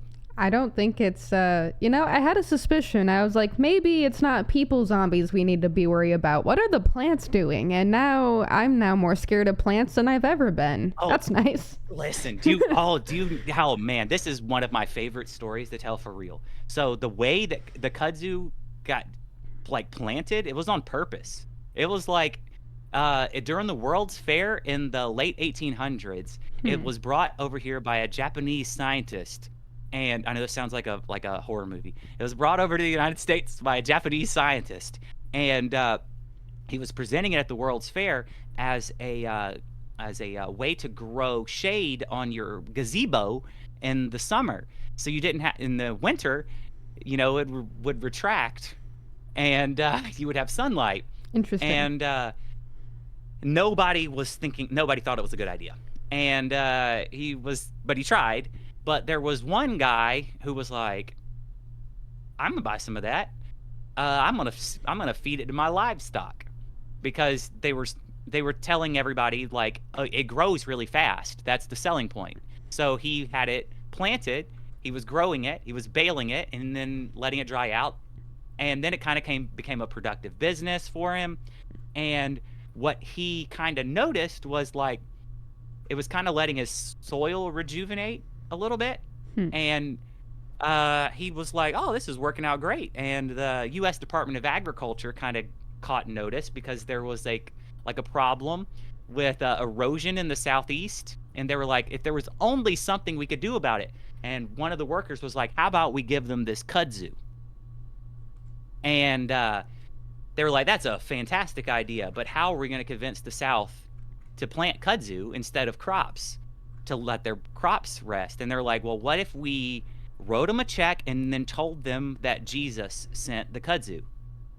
And so they rolled out this propaganda campaign throughout the South on the radio, telling everyone that it was sent by Jesus and that they needed to plant it and that they were going to get a check. And so these farmers who were already struggling and starving and having trouble making ends meet because their farmland was hit by this massive erosion that they hadn't quite figured out what the cause of was, but it was just poor soil management practices, that they were told what the solution was. So they got put on this 5-year program where they were told to plant kudzu all across their land. And so all of their farmland got planted. Covered in kudzu. It aged 5 years. And as we know, once a primary root becomes 1 year old, it becomes impossible to kill. So 5 years later, when the program was over and they were no longer eligible to receive the check from the U.S. Department of Agriculture, they then needed to start farming again, but they couldn't. Lovely. Because their land had been rendered useless. Lovely. By the kudzu. And that problem was monitored for a while. They tried to do something about it. The U.S. Department of Agriculture started saying that it was now the problem of the wildlife management, and then they were saying it was the problem of somebody else. And then eventually the dispute on whose problem it was came to a head, and the decision was made that it was nobody's problem. And so they stopped counting how many acres and how many millions of acres we've lost. It is illegal to plant or deal with kudzu at all. It's illegal to also research kudzu to try and figure out a way to get rid of it. Yeah, so what are the retaliations if you do research kudzu? Does the FBI knock on your door one day and be like, "Hey, you've been researching kudzu"? I really don't know. I don't think it would be the FBI, but I do think you might get a stern letter from some sort of organization, which, by the way, they say that it's nobody's responsibility. But so who's sending the letter? That's a great question. Is that where cow cud came from? Is the kudzu because... Maybe. Interesting. But so there is a solution. The internet does say that we should not panic, that if we just were to increase the goat population, that goats can eat and process enough kudzu to like actually make an impact. And so if you eat the kudzu and poop it out, then it does not replant itself. But the sap itself acts as a seed. So just by cutting down the plant itself, anything that what you touched cuts, it just immediately plants itself. I don't know what your dietary things are, but I'm just thinking if we do increase the goat population, that kind of fixes sorta the food problem that we seem to think we all have, which we might. That's not my world. I'm not a farmer or an agricultural advocate human. I want to be. Don't know enough yet. I'm working on that. What if we do increase the goat population? That would be more goat milk, and you could also use more goat products. Like, do goats produce hair? Is that a thing goats do? Goats do a lot. Yeah, I'm pro goat. I like a goat. Goats are cool. I would be remiss if I didn't say that the sitting president of the alternate reality of the United States, Vermin Supreme, does advocate for free ponies, and that the ponies themselves could potentially eat some of this kudzu. So maybe if we could get some ponies and some goats and get this thing moving, My pony is named Midnight, by the way. What's yours? Claudette. I like that. Claudette was my first pony, but Vermin did gift me a second pony, and I'm not supposed to tell anyone. Oh, well, we'll try to keep that off the record. I'm sure no one heard that part. I'm sure and that pony's name is Conquest. Nice. I actually... But don't tell anyone. I won't. It's between us. I do follow Vermin, I think, on Twitter X, because I noticed that you guys did stuff together, because I get your posts in my feed sometimes, and I'm like, who is this? Follow. Because time traveling wizard, just your standard time traveling boot wearing head wizard. I love that. It's obviously it's no secret. I kind of like the absurdity of things sometimes, because it's like, why not? Why not have it? Why not exist in a world where fun things are? But let's see. I had a point. I had a thought that I wanted to bring to this. All hail our alternate reality president and sitting vice president. Which, by the way, I say alternate reality because I don't know which reality you're in. So you can live in the alternate reality if you want to. People live in their own little bubble of reality all the time. So if you want Vermin Supreme to be your president, Vermin Supreme's your president. Like, all you have to do is say it. It doesn't matter That's and fair. then you're in the reality. Then Vermin So Supreme is my president, and I am happy to be under his nation. Let's see. there you go. See, welcome to the right reality, Thank the you. fun reality. The reality where people matter. What was I gonna say? I really did have like a whole thing I was thinking of, and I lost it. How long? It happens to me all the time. Right? Like, what is that? Um. Oh, a question. If you could be or play any supervillain, who would you be and why? Ooh, a super villain. I know that kind of goes against who we are as people to be supervillains, but okay. I like being a villain though. okay. Like as an actor, I feel like I can tap in. So, how do you put this? So we've talked about a lot about like energy, and you can tell when somebody's got like a bad energy. You can feel it, we're like, ooh, something's going on there. For as an actor, and as somebody that can feel that, I guess,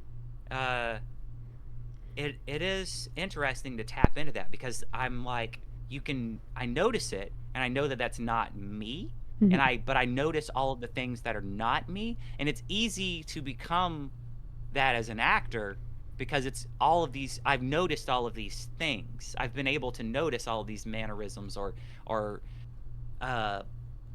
like the way people. I don't know. I feel like a lot is in the eyes. You know what I mean? Like, I feel like there's like if I'm playing somebody very evil, or maybe even suspected of being evil, like, I feel like I can see it in my eyes. So I don't know. I have not decided which supervillain I want to play, but I definitely enjoy playing a villain for that purpose, though, because it's so unlike me. I don't really like playing me. I absolutely hated playing myself in the Marks. Like, it was awkward. It made me feel weird. It made me second guess, like, how would I do this? And it's like, why are you second guessing how you would do something? You would just do it. Why are you so in your head? And that's like, I don't know. I guess maybe something I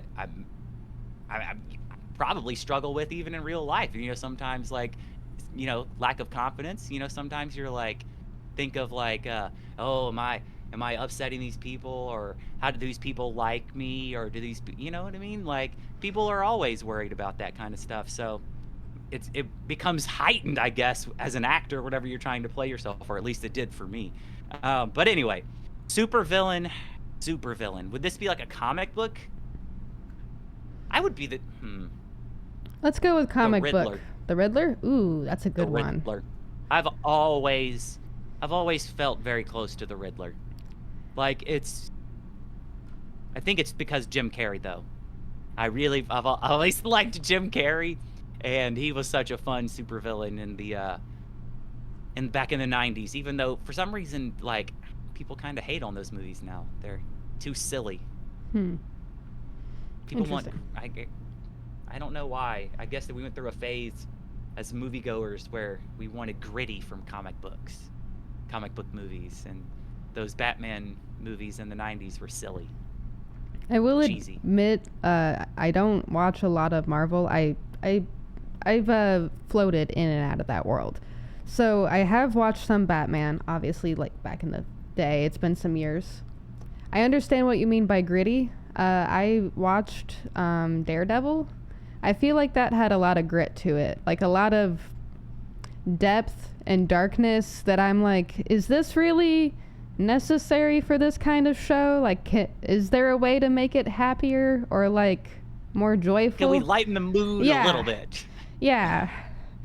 Like, I mean, it was so intense. That's the thing. Even in really dark situations, people make jokes. Coping mechanism. Not even just that. Like, it's more than that. It's also like a way to like tie and connect the badness to the goodness, because yin and yang kind of thing, like a push Yeah. and pull. So when you completely take out any type of like humor from something, I think you start to lose you lose the humanity for Mm-hmm. sure. Mm-hmm. It you lose the reality. That's for sure. I So can yeah. agree to that. Yep. So then there you go. There's the Riddler. You know, the Riddler was always kind of a comedic villain, uh, except maybe in the new Batman, where Hmm. the Riddler. Oh, I don't know. He was still kind of a little. Nope, nope, nope. I don't know. How do you That was pretty. feel? It was pretty dark. Weird sidestep, but how do you feel about Robert Patterson? Is it? Did I get the name right? Playing Yeah, Batman. How yeah. did you That's the feel about one that? where the new Riddler was in it. I think he did a fine job as an actor, but that was as a movie though. That movie, I definitely think could have used a little comedy from the Riddler side Mm-hmm. because that Riddler was like kind of horrifying. If we're being honest, that Riddler was like It left a more of skin a thriller crawly Riddler. feeling. Yeah. Yeah. Um, I remember watching that movie. I think Patterson did a wonderful job as Batman. I don't understand why people are like, "Oh, he's a like a bad Batman." Like, no. I feel It's like, the internet and they like to be mean. yeah, and they want to remember his role when he was the sparkly vampire, and it's like, no, that was then. Now he's Batman. Now he's not in Twilight, okay? But Twilight was an interesting movie. I watched all of them, admittedly. I try not to admit that because weird movies in a way, and apparently Stephanie lives in Arizona, which I also find strange that she's like a county away. Right. But yeah, great movie. I like that movie, and I do remember like the Riddler, so dark, so thriller, like that. It was very dark. That gave me more thriller vibes, not comic vibes. Aren't comic books supposed to be fun and joyful and colorful? Like, I don't know. I don't know. So I think we're starting to see more and more that the negativity of the internet is not representative of society as a whole, Mm-hmm. and that the internet is wrong about things. And I'll give you like an example.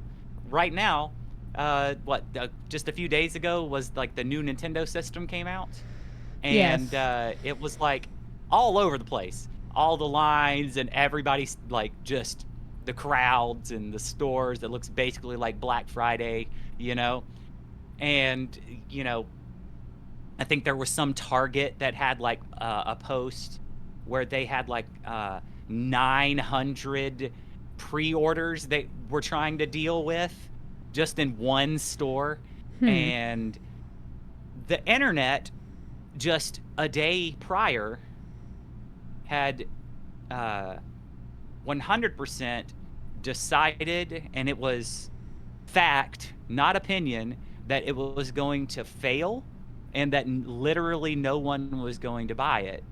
And like there were articles everywhere, and I find it to be quite hilarious because like that's just the latest example of the internet posting negativity as clickbait and then being very wrong.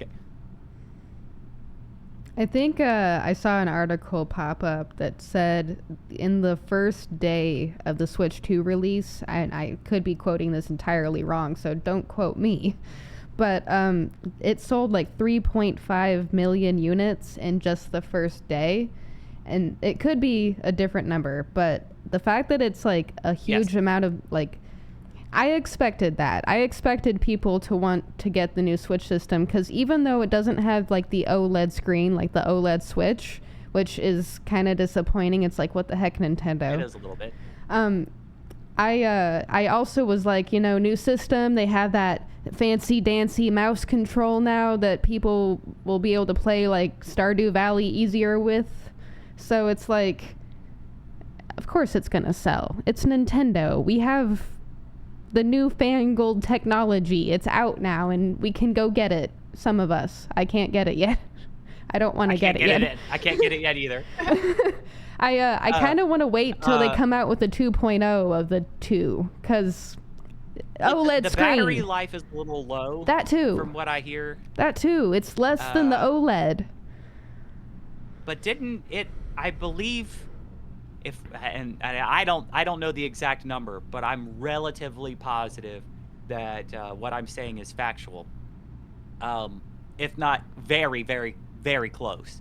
Um, I do believe that on day one, the Switch 2 outsold Switch 1's first year. It wouldn't surprise me if that was the case. And 2 days prior to that, everyone had decided on the internet that it was going to flop. I remember that. Nintendo was price gouging for being, which by the way, the version with a game is the same price as an Xbox, which does not come with a game. But Nintendo is price gouging with their system that costs less. I find that to be the logic is wild. Now, it is a steep price tag. Don't get me wrong, but I do believe that everything is becoming more and more expensive, and I think that that's the overall problem, is that everything is expensive. Indeed. On that note, I actually have some opinions about that. Of course I do. Yeah. I think I don't mind systems getting more expensive if they're getting better, and this system is better, and that is fine.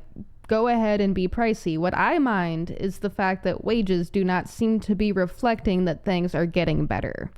Why is the economy pushing out better and more expensive things, which is fine, but on the flip side, why aren't wages also increasing?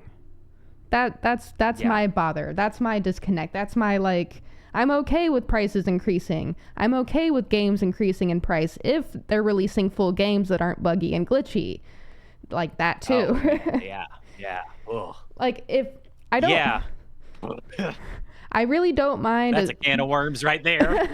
Yeah, I have a great example of certain games that should not be $70-$80 that still break even after 2.5 years of being out. That's very pointed. I'm sorry. Yeah. But yeah, no, you're exactly right. I think that's the biggest issue, is that stuff is still going up in price, and wages are staying the same. But the other side of that is that inflation is still happening. People no, there was a big emphasis on we've got to do something about the inflation. We have to do something about the inflation for the past year, during the election cycle. But inflation has not been solved. That it's still happening. Some of the prices have gone down, but those were not inflationary prices. Those were prices got out of whack because there was a supply chain problem. Our inflation problem's been going on as long as we've been alive, and until we fix that, we can keep trying to play catch up with the wages, but we've got to do something about that. It's so such a the way that the United States creates inflation, it's through exploiting people. That's really what it boils down to. It's Greed. created by the banking system and greed. It's inflation not because we've had inflation happen in the United States because there's been some sort of national emergency, and it caused inflation, dealing with the problem. That's one thing. It's not great. It still sucked that it happened.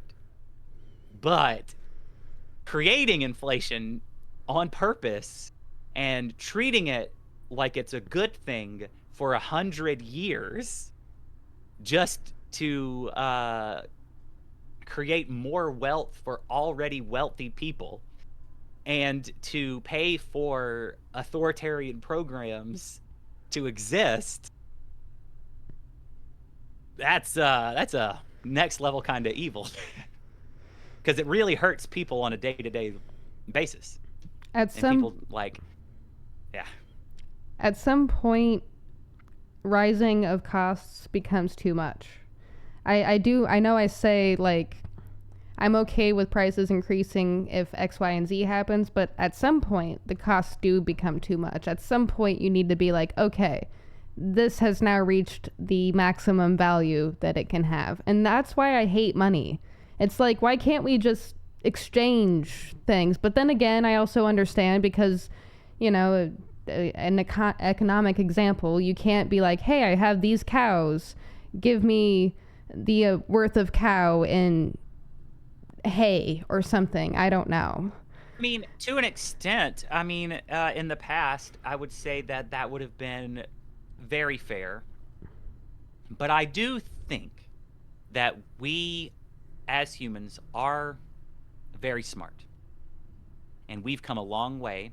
And there's been a lot of thought that has been put into how systems could work better and how things in society could be better. And we constantly have done that. I mean, that's how this country was founded. We were trying to do better than what was currently happening, Mm-hmm. you know?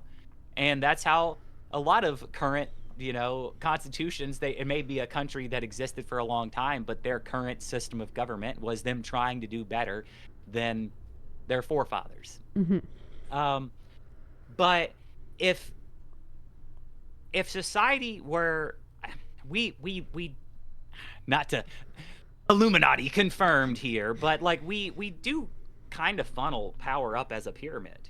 We have the working class people, and we do funnel everything up. We always pass the responsibility and the worries, like, this is a problem. I don't know if I can figure out how to do it, but I'm going to pass the responsibility. I'm going to I don't think I can solve this. I'm going to pass the responsibility instead of, well, hang on. But and we've created this system that's like a pyramid. But if it was the other way around, where it was like just empowering people, and the system had the least amount of power. Like, the system is there for when everything has like fallen through like a series of nets of people trying to figure out how to deal with it. And when people as a society just have not been able to figure it out, it finally becomes it's like such a minute thing, and it's like, okay, well, that minute responsibility falls on the system. It's a minute responsibility. The real responsibility falls on everybody as a whole. And what that would look like in practice is very different depending on where you live. Sometimes you're gonna live in a small town, and it's gonna be very, very decentralized, and you're not gonna have a lot of you may not even really have a need for any type of like local security team that like worries about like making sure that crime rates are down or is out making sure that nothing is going on. You might not even really need that in some places. You know what I mean? Mm-hmm. Like, some places are so small that the local police department could be just like the volunteer fire department. So small that like you don't even really need them most of the time because there's never anybody breaking into anybody's house. Everybody works together. That could function as a society. But then there's other places where like you might have such a large population that you do need some sort of system put in place. Mm-hmm. And some people might not want to live there. And being able to have like the free movement of people between different communities based on what is right for their lifestyle and how they want to live their life. You've got some people that may not even want to have neighbors close by, and they just want to live off in the woods, and they don't want to fall under some sort of like solar regulation or like they're being told that they can't collect Rainwater. rainwater, or and like all of these like just very just weird things to tell a human when they're not hurting anyone. Like if everything was structured in that way to where it was like you could have people working and living together in ways that work well for them, and maybe somebody's way doesn't work in the way that they want it to work for them. Like I don't like this community anymore. I thought I would.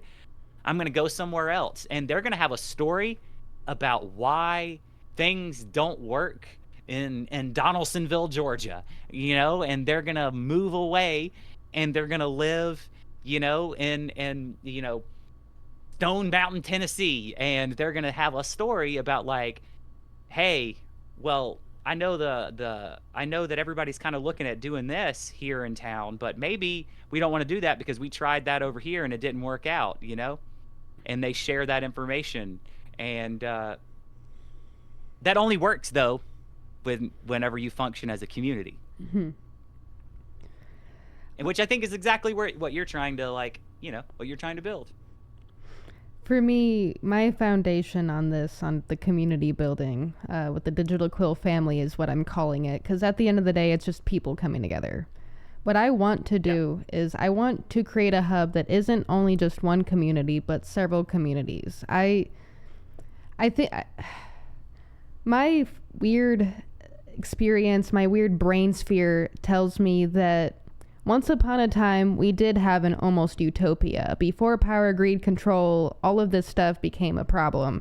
Like, I think we almost used to have, like, yes, we had different viewpoints. Yes, we had differing beliefs. Yes, different things, different minds, different lives. But I think at one point we had more community and more connectivity than we do now. And I'm trying to figure out a way to bring that back in a modern way, because we have the internet now, so it's easier than ever to like connect other people and connect communities that may not otherwise have been connected and share the ideas, because the name of the game is not control. It's how do we have better, or how do we become better people ourselves at the individual level, and how do we become better at the societal level so that other people are benefiting and future generations are benefiting, because that's kind of important to me. And I say kind of, but I mean like it's super important to me, because my biggest fear at this time in my life is the destruction of humanity. It is the extinction of us, because we're so close to that. I mean, we have population decreasing on some levels, like we have disconnects, and it's like, but guys, I'm pansexual and androgynous. I have had a lot of lives. I might not look like it, but like, as I said earlier, like it bothers me to see this disconnect, because humans working together and like growing together is so beautiful. It's so beautiful to see that happen. I can't get over that. I can't get over it. I've tried to ignore it, but I can't, because people. Well, there's a reality where people don't work together, and they fight each other, and they're in constant disagreement. And then there's another reality where they do, and you could live in that one if you want. I try to live in that one. We can keep trying to find more people and bring them through the portal, and they can come to this reality too. I believe some people also call that getting out of the matrix. Yes. Cutting the cord or something like that. Something like that. I actually saw that movie a couple years ago. Wild movie. It really put things into perspective. I know there's a big a tendency to not like reboots or long-awaited sequels, but I actually really did enjoy the fourth movie, even though it was years down the line, and definitely I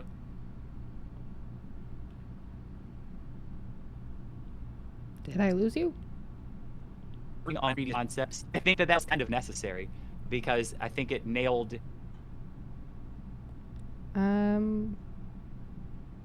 For some reason. Can you hear me?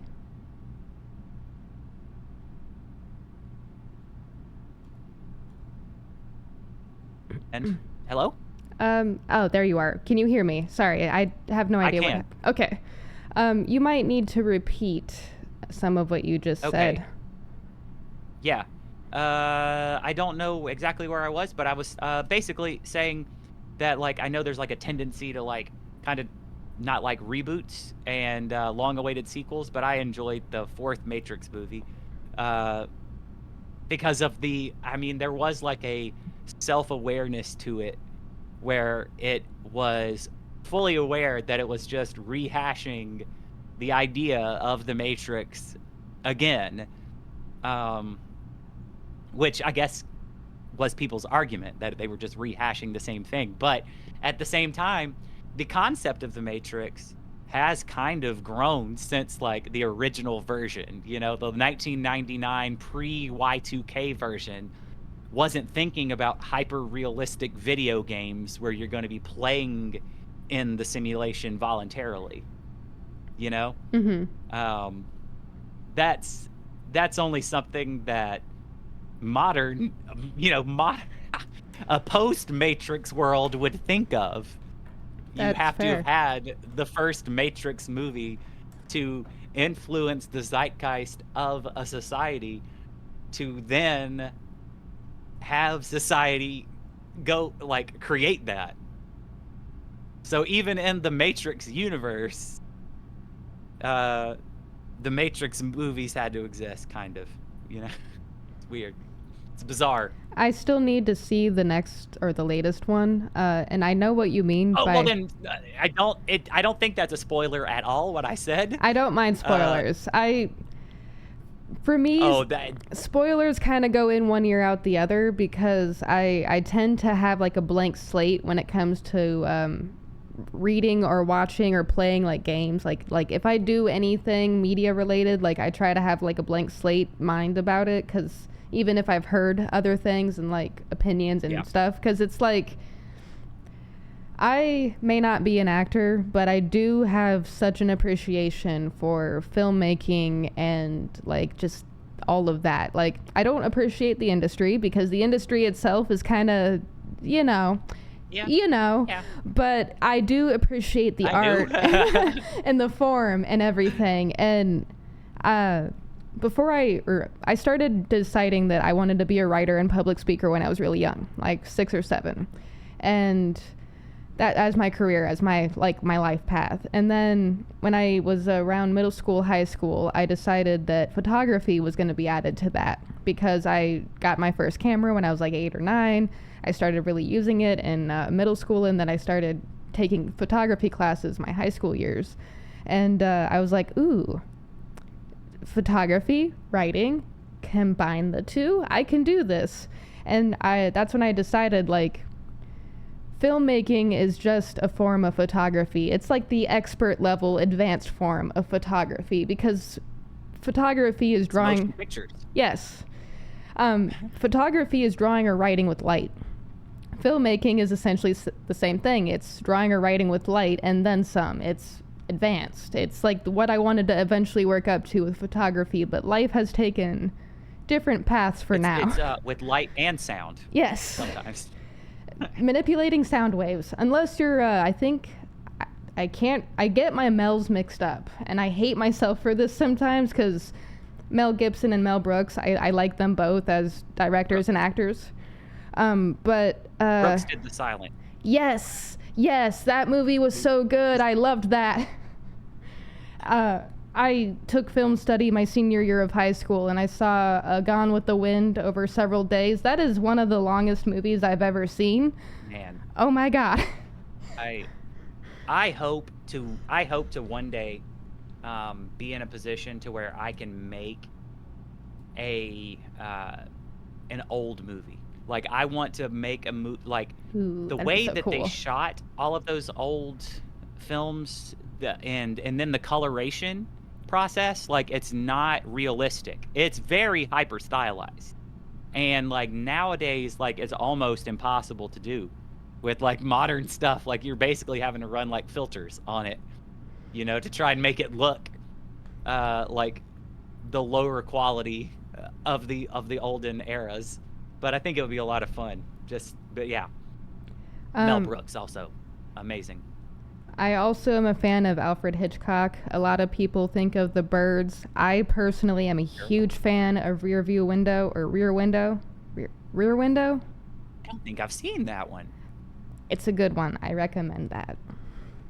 I do. I recommend that one. That actually, if I'm not mistaken, has had.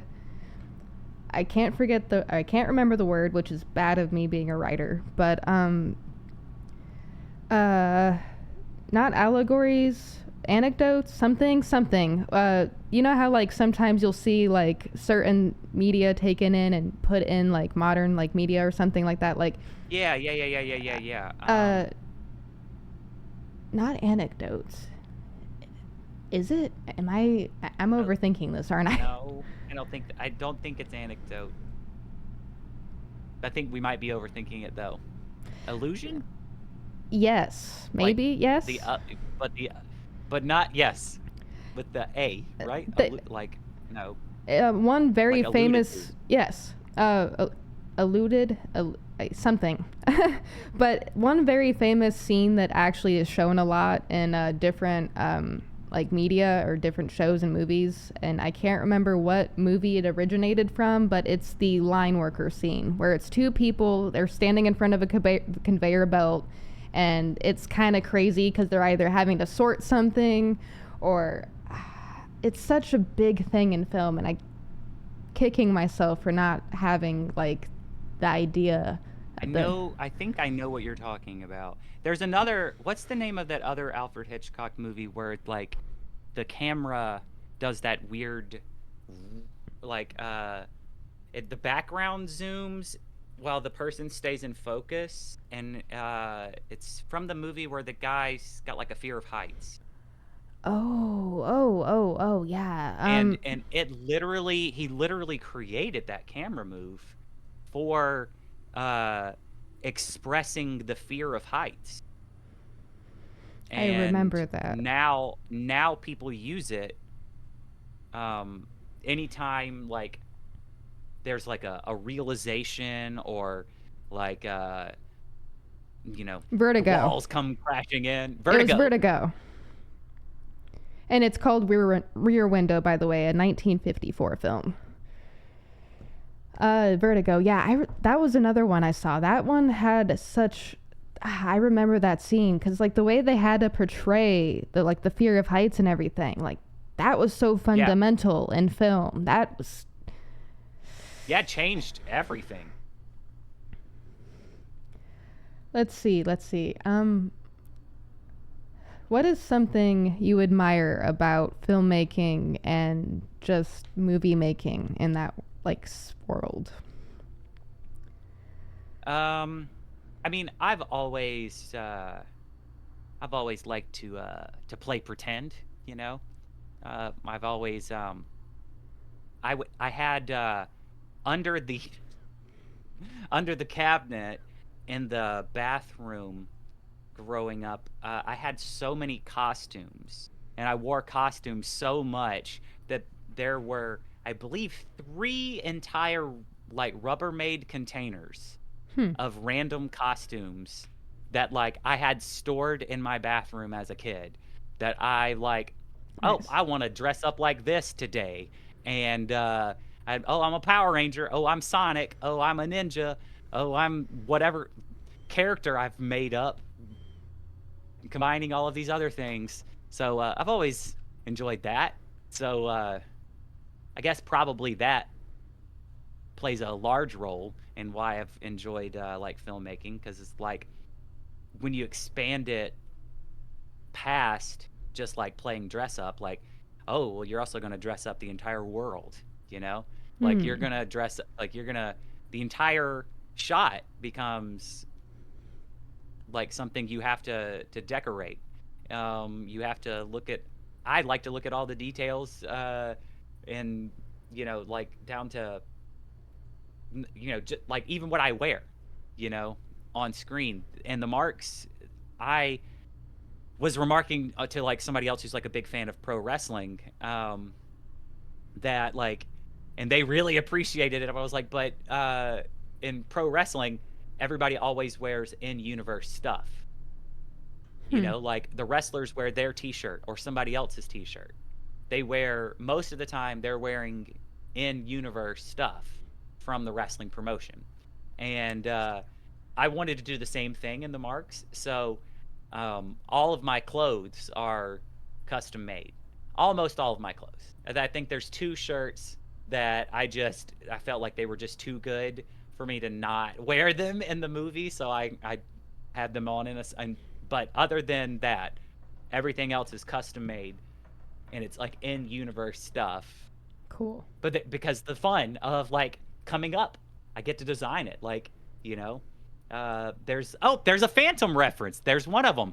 There's a scene where I'm wearing a purple shirt with a skull on it that is in one of the scenes, and that is a reference to the Phantom franchise. So Nice. there's another one. Yeah, and that was all just to keep everything in universe. That's There's cool. like there's a scene where I'm wearing like a Brendan Fraser for President shirt, um, and that's like custom made in universe stuff. Like Speaking of everything that, that's on screen could be changed, and that's what I think is so much fun about filmmaking, I guess. speaking of the Brandon Fraser shirt, where did you get that fan club shirt? Oh no, that was all made by the like costume design. It was Like it made. was, Do you yeah, still it's all have it? custom. Do you still have it? Uh, I do not. I believe that it is in storage. Uh, like at the studio still has it. Interesting. Now that's an interesting factoid that I didn't really consider. After making a movie or a show, any like props or anything that are used on set or in that, like, do they literally just get slotted? Excuse me, sorry, so I hit the microphone. Do they literally just get slotted into like storage after production is over? Depends. It Interesting. depends on the show, or what production it is. If they think there's any possibility that something might continue from it, um, then they typically will keep some stuff around. Hmm. You know, why throw everything away and rebuy it? So I think going back to Lord of the Rings, Peter Jackson kept Bilbo's house, and he paid for it to be privately stored for the better part of a decade. Like he bought like a climate controlled storage unit in New Zealand and kept it there. Nice. And that was because he thought one day they would make the Hobbit movies, and he wanted it to be the same. Um, so it happens. I mean, I'm pretty sure they don't throw away much Star Wars stuff these days. And I know, um, I didn't see much of the Walking Dead stuff disappear from like that production studio until that show was completely wrapped. Like even if it was like stuff from early seasons, it absolutely got stored away because then they might need to do a flashback or something like that. What was it like walking or walking on The Walking Dead? What was it like working on The Walking Dead? Was that like one of your first major introductions to the film and show industry, or was that like later on in your career? It was a pretty early. I mean, it's one of the most it's the most recognizable thing I've done, even though like I was a tiny tiny character. Uh Are you credited? so it was No, I am not. Hmm. Even though I was in the script as a character. Interesting. And that has to do with film industry rules. You know what I mean? So like if you are so my character was in the script, as, quote, the scavenger with the red umbrella. I was in 3 scenes in the script, but I worked for 2 seasons because, according to Greg Nicotero, I was the 4th in command for the trash people. But the problem is, the trash people have a leader who talks for them. They're like a hive mind.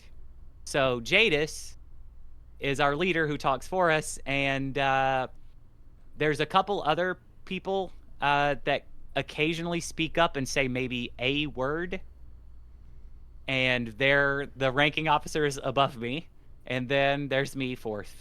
And so even though I worked for 2 seasons on it, I was a featured background artist, as we say in the business.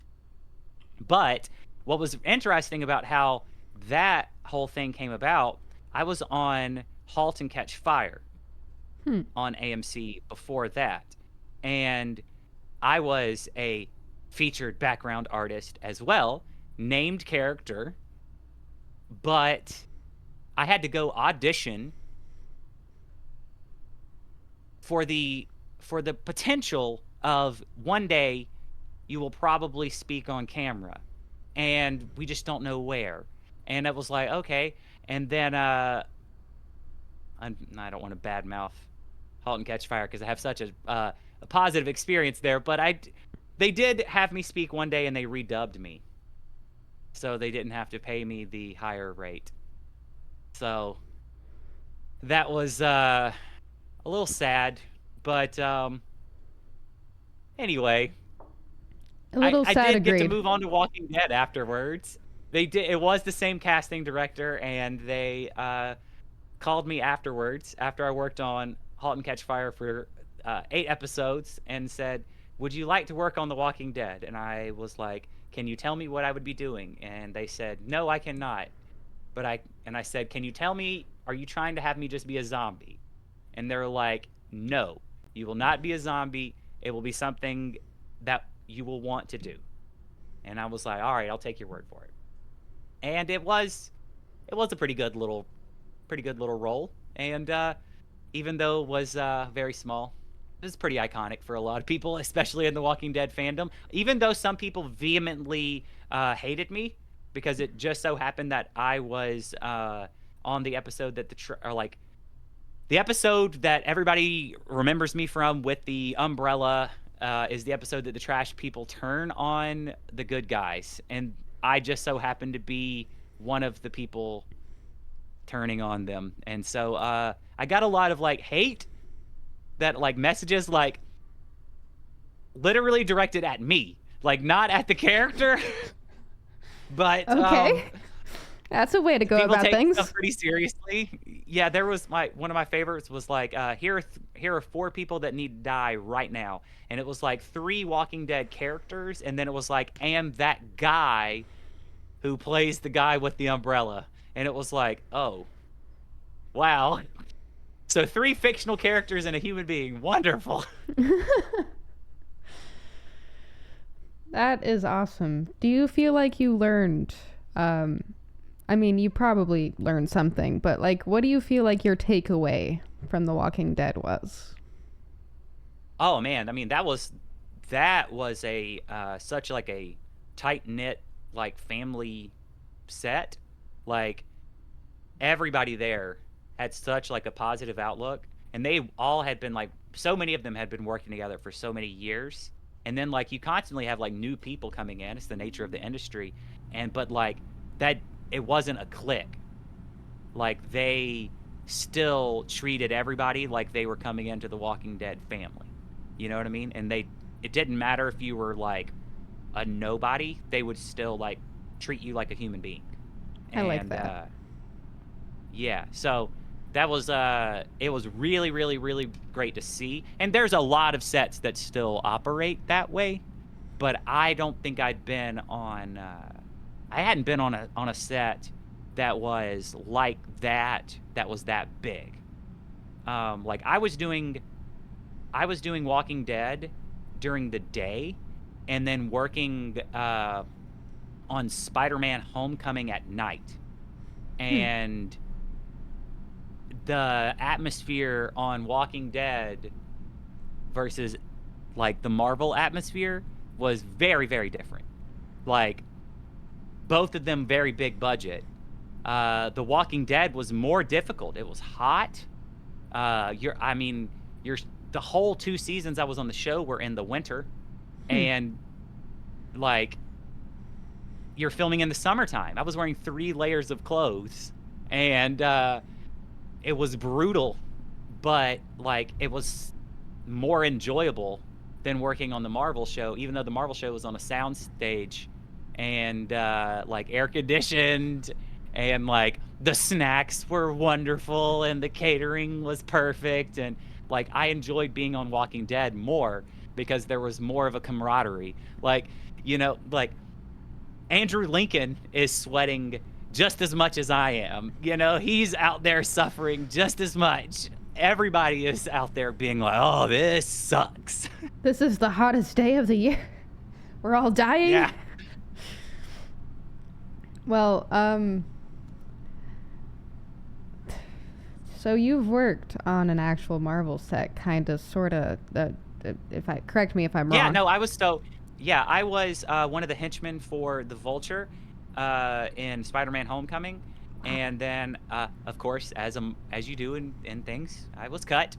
But you can kind of see me in like one shot, but yeah, no, I got the pay stubs to prove it. But it was an interesting experience because like, boy, you realize like, I mean, you hear the stories about like being on a Marvel movie that like they film so much stuff that you'll never see.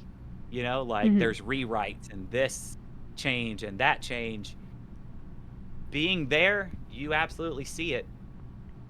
Like there were conversations about like scenes and like plot points that would have changed so much had they made it into the movie, but like nope, they apparently rewrote it at some point, and that was really, really interesting to see. From my limited like scope over here, just as someone who's watched the movies and has listened to the industry a little bit here and there, I feel like that is a disservice to the Marvel franchise. I feel like doing that, all those cuts, all those rewrites, like, what are they aiming for? Absolute peak perfection? Because, in my personal opinion, they haven't found it. Yeah, yeah. Oh man, like I, I, I feel like I only remember. I think one shot, like I really remember actually filming made it in. Like everything else was completely cut, and it was just stuff that they wrote out, like whole plot points, whole sections of the movie. Uh, so yeah, that's. I think you're right. Now, don't get me wrong. The movies I are have still not. entertaining. I don't.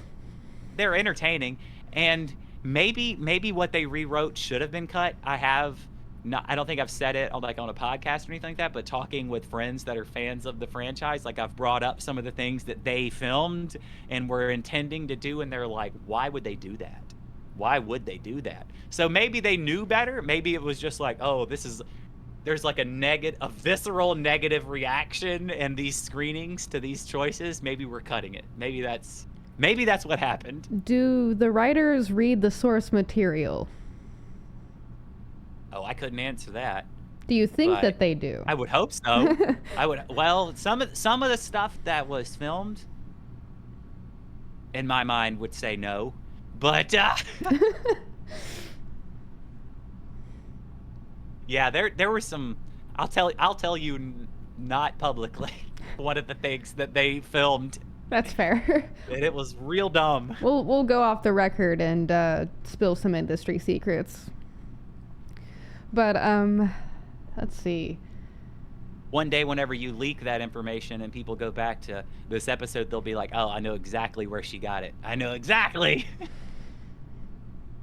Indeed, it'll Aha, well, it'll guess what? My NDA is expired. it'll be a nice piece of lore, I think. Yeah, there we go. I feel like I have a bucket load of questions and ideas and concepts to like think about, but we are, if you could believe it, 2 hours and 30 minutes into this. I believe it only because I know how much I like to talk, and Same. yeah, Uh, this is not the first time that I've been on somebody's show for 2.5 hours. I believe there's a show that I was on about a month ago, and they typically have about 35-minute long episodes, and our episode was 2 hours and 35-minute long, nice. and yeah, so, I love talking. As we stated earlier in the episode, we have the same kind of vibe when it comes to just talking up to random, like walking up to random strangers and just talking to them. Um, it, it's so nice. Like it gives you that feel good feeling. And I know I've had like viewers, like my friends and stuff, comment about my episodes on this podcast, and they're like, I feel good at the end of the day sometimes after listening to like you. And I'm like, yes. Well, I think the reason that is because human connection. It always comes back to that. It comes back to human connection and creativity. I yeah, yep, you're right. I mean, that's like, I think that's exactly why this has been so much fun. Like we've got the same kind of vibe about how we see the world. So I appreciate you having me on. I appreciate you connecting me with your community. Thank you, and I appreciate that you have taken the step to join the community. I know I sent you the Discord invite link to the server. I'm sorry if it looks like a mess. I'm still working on tidying it up and making it look good. If you have any suggestions for channels that we can add, let me know. I do take suggestions because this is not just my community; it's our community. I don't want to be the sole proprietor of everything. It feels I'm the sole proprietor of Mars Wilson. That is who I'm the sole proprietor of. Anything else, it is a community effort, a village. Yes, you only own yourself. Mm-hmm. That's it. Do you have any questions, comments, or concerns for me? I don't think so, Mars. I don't have any concerns except the kudzu that is absolutely taking over our planet one farm at a time. I made a But note here. that's it. I made a note here. I'm going to have to pick those up later. I made a note here about the cow kudzu because I think cow cud came from kudzu. I'm going to have to research that. I mean, listen, this is it's checking out to me. I mean, I'm willing to accept that it's fact at this point with no research. But that's, I'm still going to research, but I'm willing to Yeah, accept it I as think it's fact probably too. a good idea. It's a good idea. You should definitely let me know. But I'm willing and I'm ready to accept it as fact. And hopefully we can do something about it. Maybe we'll get those goats. We Maybe got to get those goats and those ponies. the ponies. The ponies for sure. I need my midnight to run through the fields of kudzu. Well, thank you so much, Mars. Thank you so much for having me. I think And thanks to all of the folks out there listening, and I hope you watch my movie. so. Before we do end this today, can I invite you again for another episode in the near future? Yeah, sure, absolutely. All right, cool. That is the last question I truly have at the time, so I'm okay with this answer. Yeah, we'll put it on the calendar. We'll figure it out. Cool. Oh, technically I do have one final question. Is there anything new in the works project-wise for you? Are you doing anything right now that we can kind of hint at or guide toward? So I don't know what it is that I'm working on, if that makes sense. I know that's probably doesn't make sense to people that aren't like creative, but I'm working on a project. I'm writing something. I don't know what its final form will be, Oh, but that's about as cryptic of an answer as I can give you. Yeah, I will be. there will be cameras. Oh, There will be scripts. There will be things, but I don't know what it is. So we're sticking. There will be kudzu. There will, but I don't. There will be kudzu. Well, yeah, that should have been my last question. I'm going to leave it at that. Thank you so much for being on this episode and agreeing, and thank you for the connection. And I feel like I've learned things from you today, especially about the kudzu. And as long as that's the biggest takeaway that you have, then I've done my job here. That, and also watching the marks, you know. I will try to get at least 3 more people to watch it. That is my goal. I think I've gotten 2 besides myself. Thank you for your service. And oh yeah, send me that link after this so we can for the Blu-ray. The Blu-ray. Yeah. I am going to have to get that myself. Thanks everybody though. Of course. And thanks to everybody for going out and buying the Blu-ray that's in the link. Thank you for streaming the marks, and thank you for tuning into this episode. It has been great. This has been episode 27 of the Digital Quill Podcast with your host Mars Wilson, and this is where you say Jonathan your name. for Realz. Yes. All right. I hope you all have a great day. I'll see you next time. Bye, everybody. Oh, and most importantly, keep going, humans of Earth. I cannot forget to say that on guest episodes. I think I've been forgetting to say that. Keep going, humans of Earth. We freaking got this. I know we do. Bye. You got it, humans.